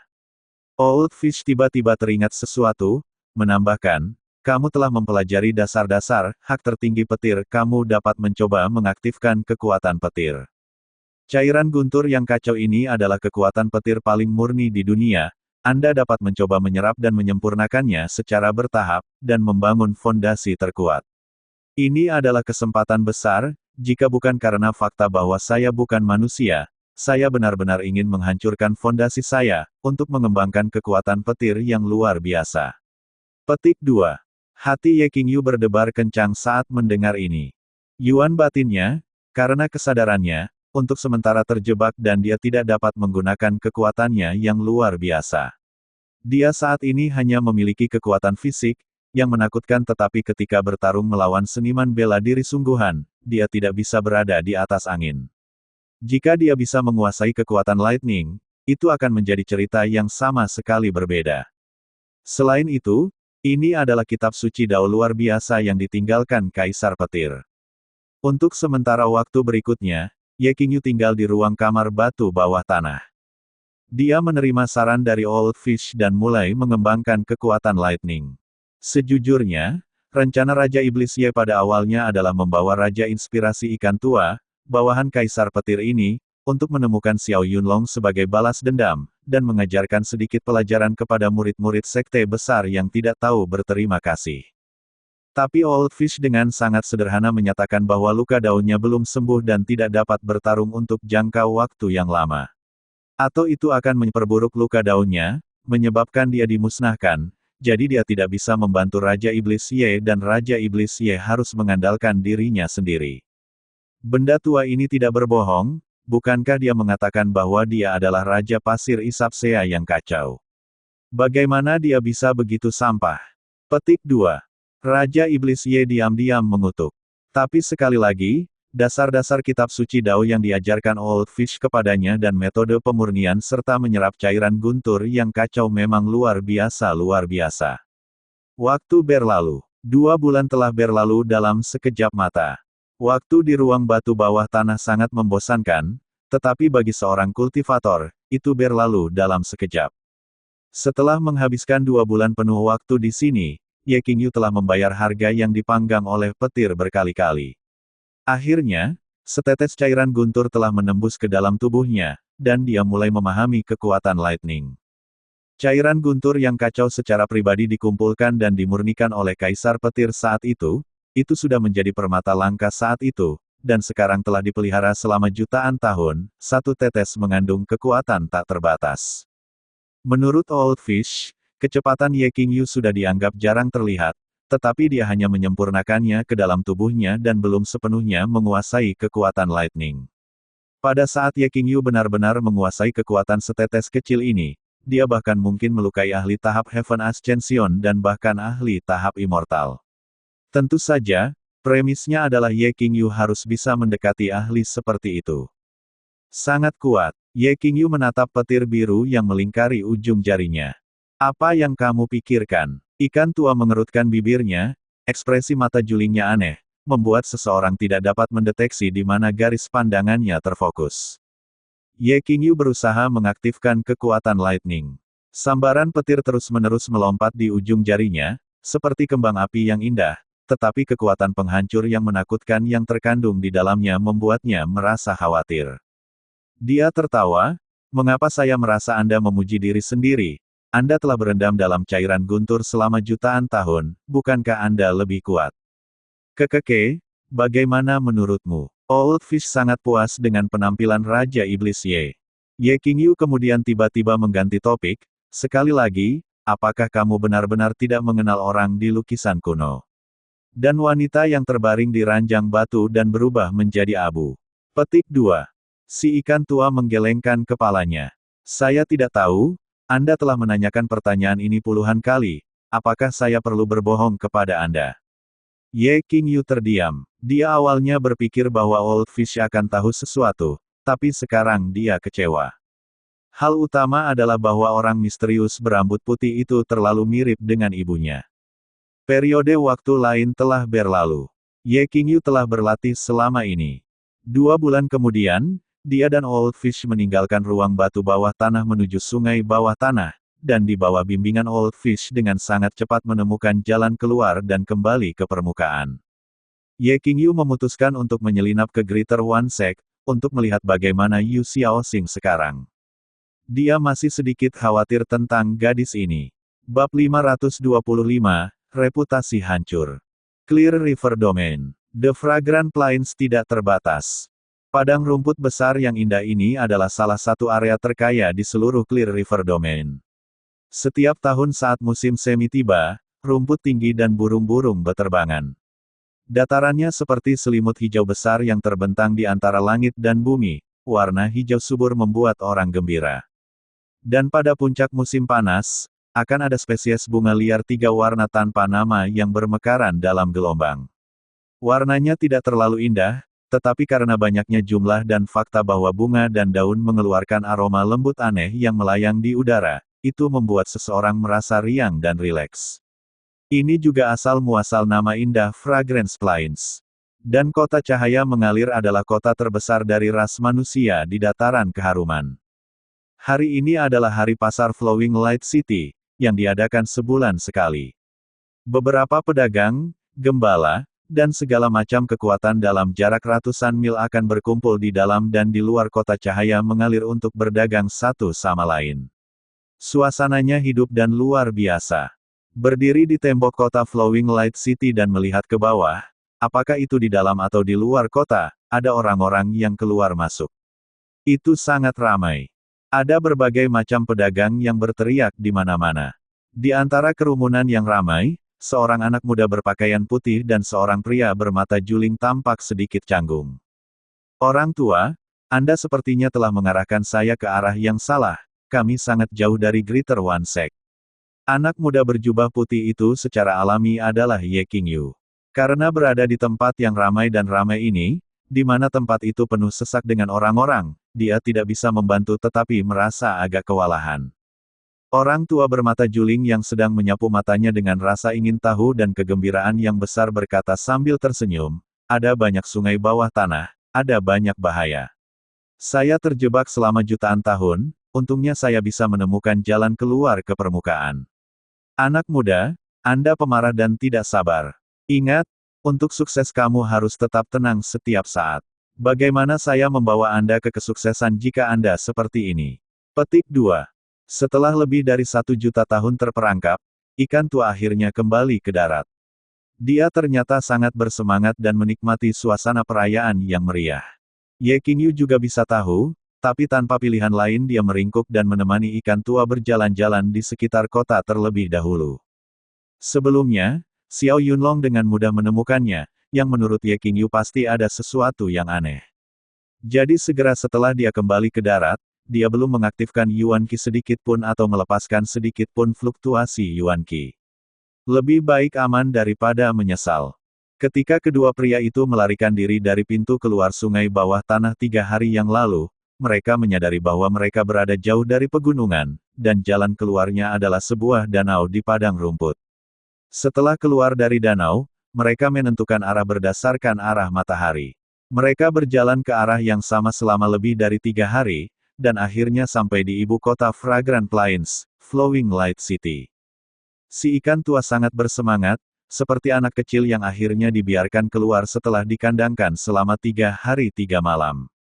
Perubahan dunia yang mempesona membuatnya sedikit pusing, tetapi dia terhibur dan terhibur oleh segalanya, berjongkok di setiap kios, melihat dengan rasa ingin tahu dan mengajukan pertanyaan.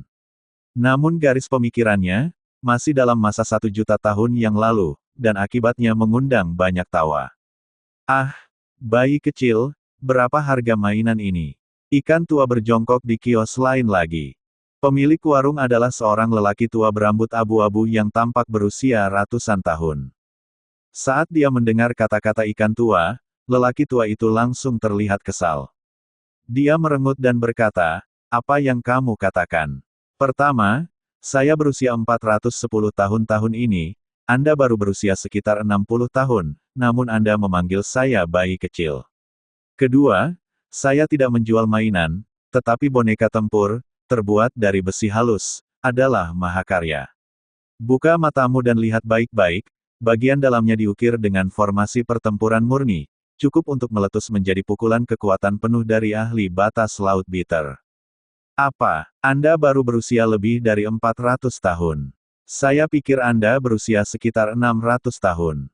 Lalu aku punya lebih banyak alasan untuk memanggilmu bayi kecil, aku sudah lebih dari 1 juta tahun, hehe.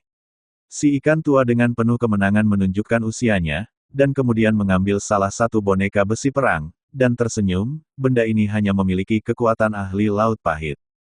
Di era saya, hal semacam ini ada di mana-mana, jauh lebih maju dari Anda.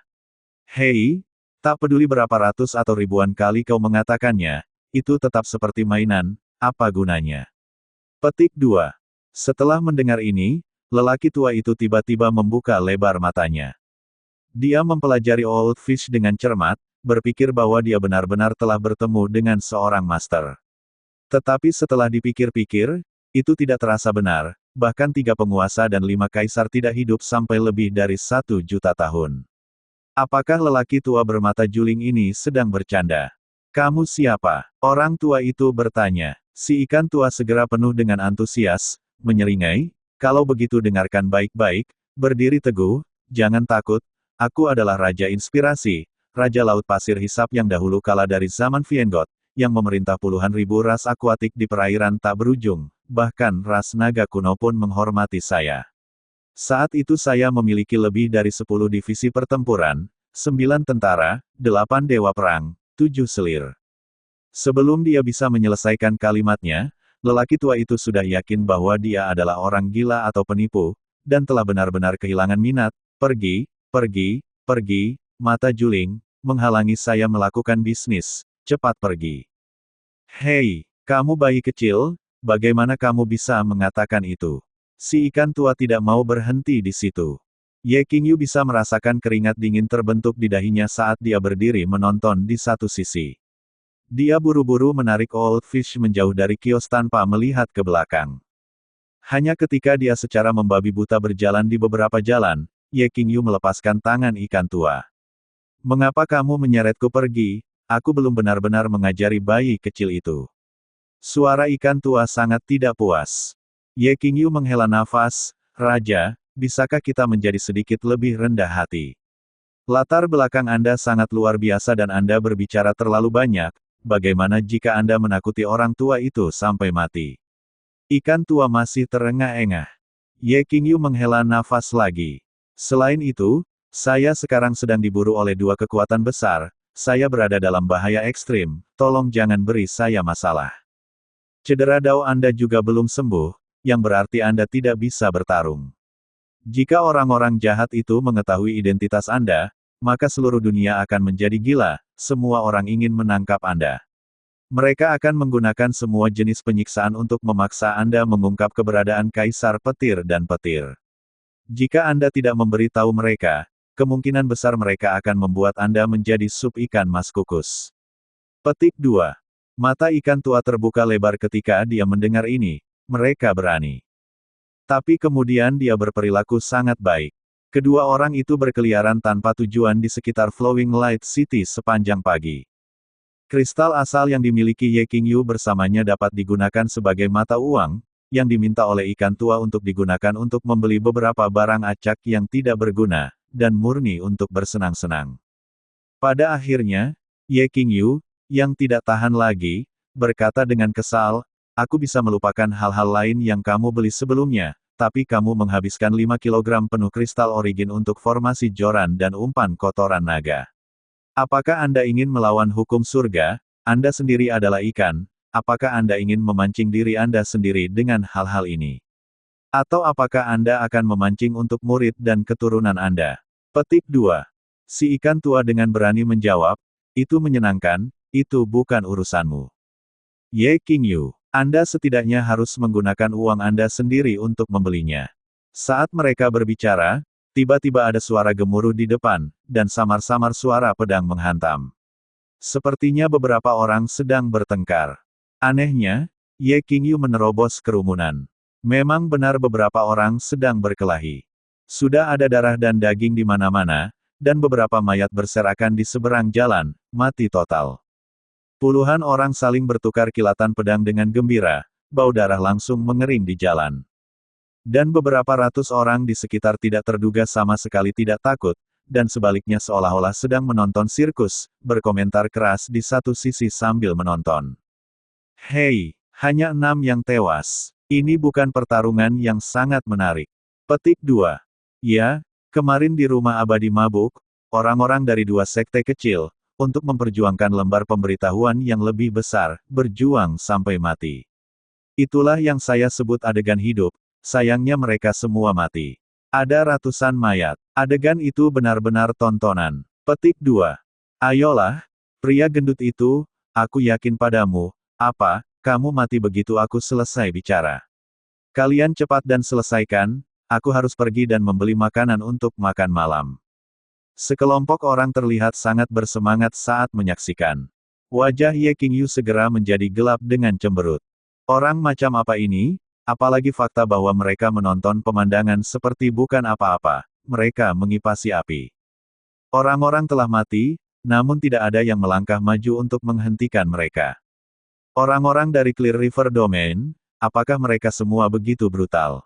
Sebelum Ye Qingyu bisa turun tangan, pertarungan segera berakhir. Karena orang-orang di satu sisi semuanya mati. Di pihak pemenang juga ada 5 atau 6 orang yang tewas.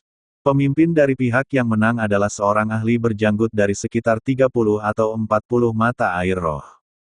Dia menghantam musuh di tanah berulang kali dengan pedang dan kemudian, terlepas dari rekan-rekan yang terluka dan meratap, melangkah dengan langkah besar, dengan bersemangat mengupas lembar pemberitahuan berwarna perak murni dari dinding, dan berkata sambil tertawa, "The Greater pemberitahuan satu sekte di jalan ini, kita saudara sudah mendapatkannya, yang tidak puas, menonjol sekarang, hahaha."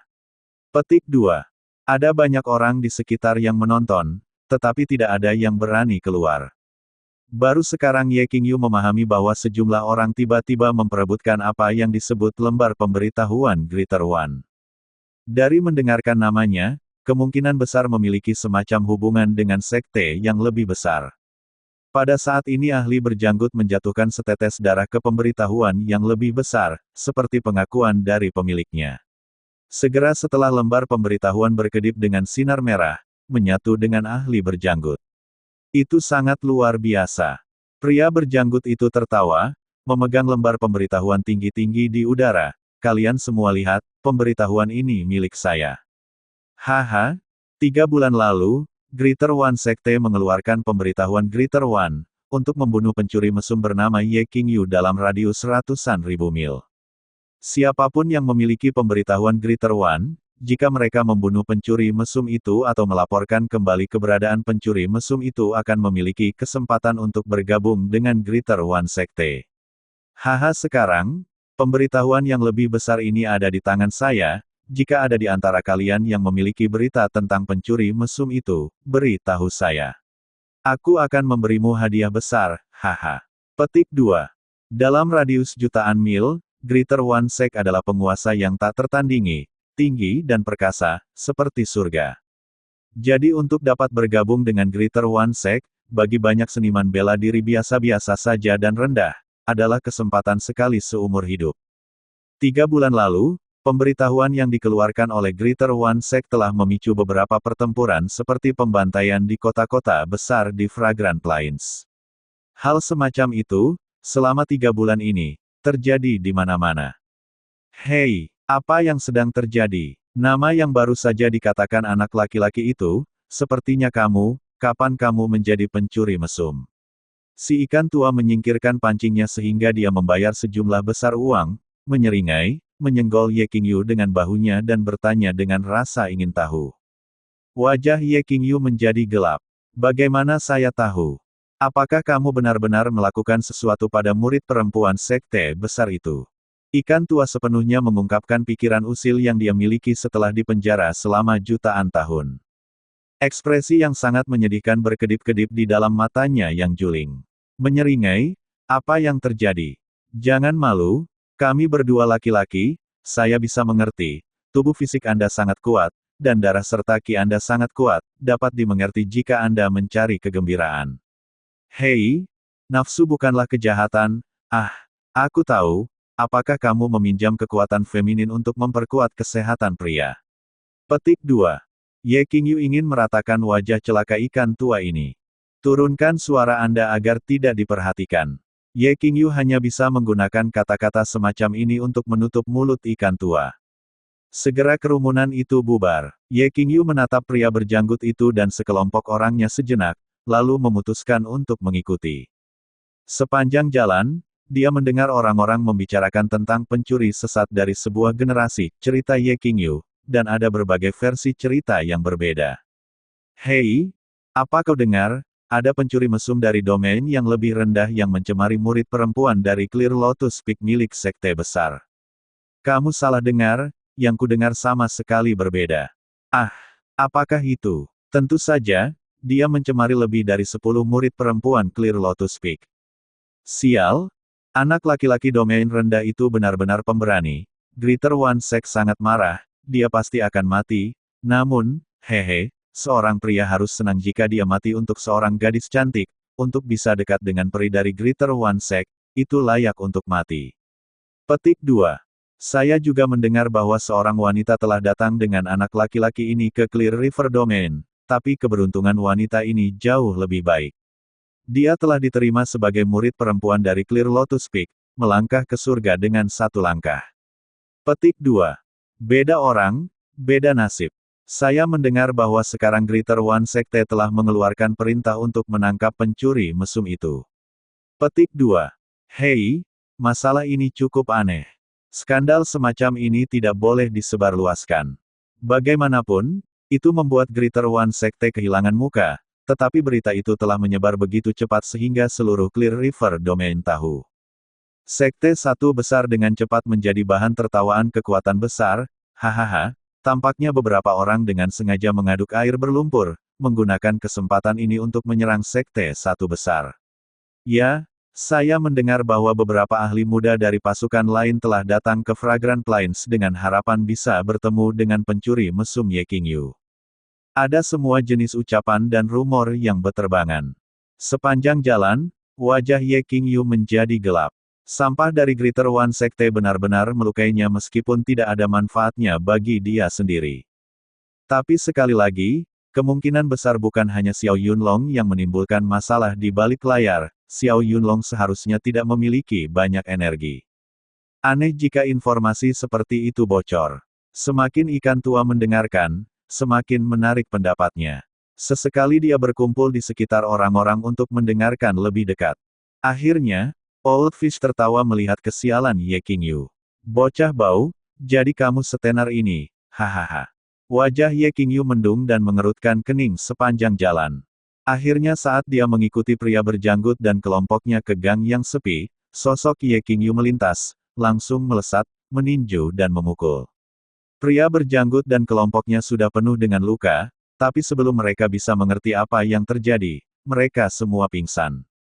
Ye Qingyu mencari tubuh ahli berjanggut untuk pemberitahuan yang lebih besar, yang dia lemparkan ke ikan tua, lihat informasi apa tentang itu.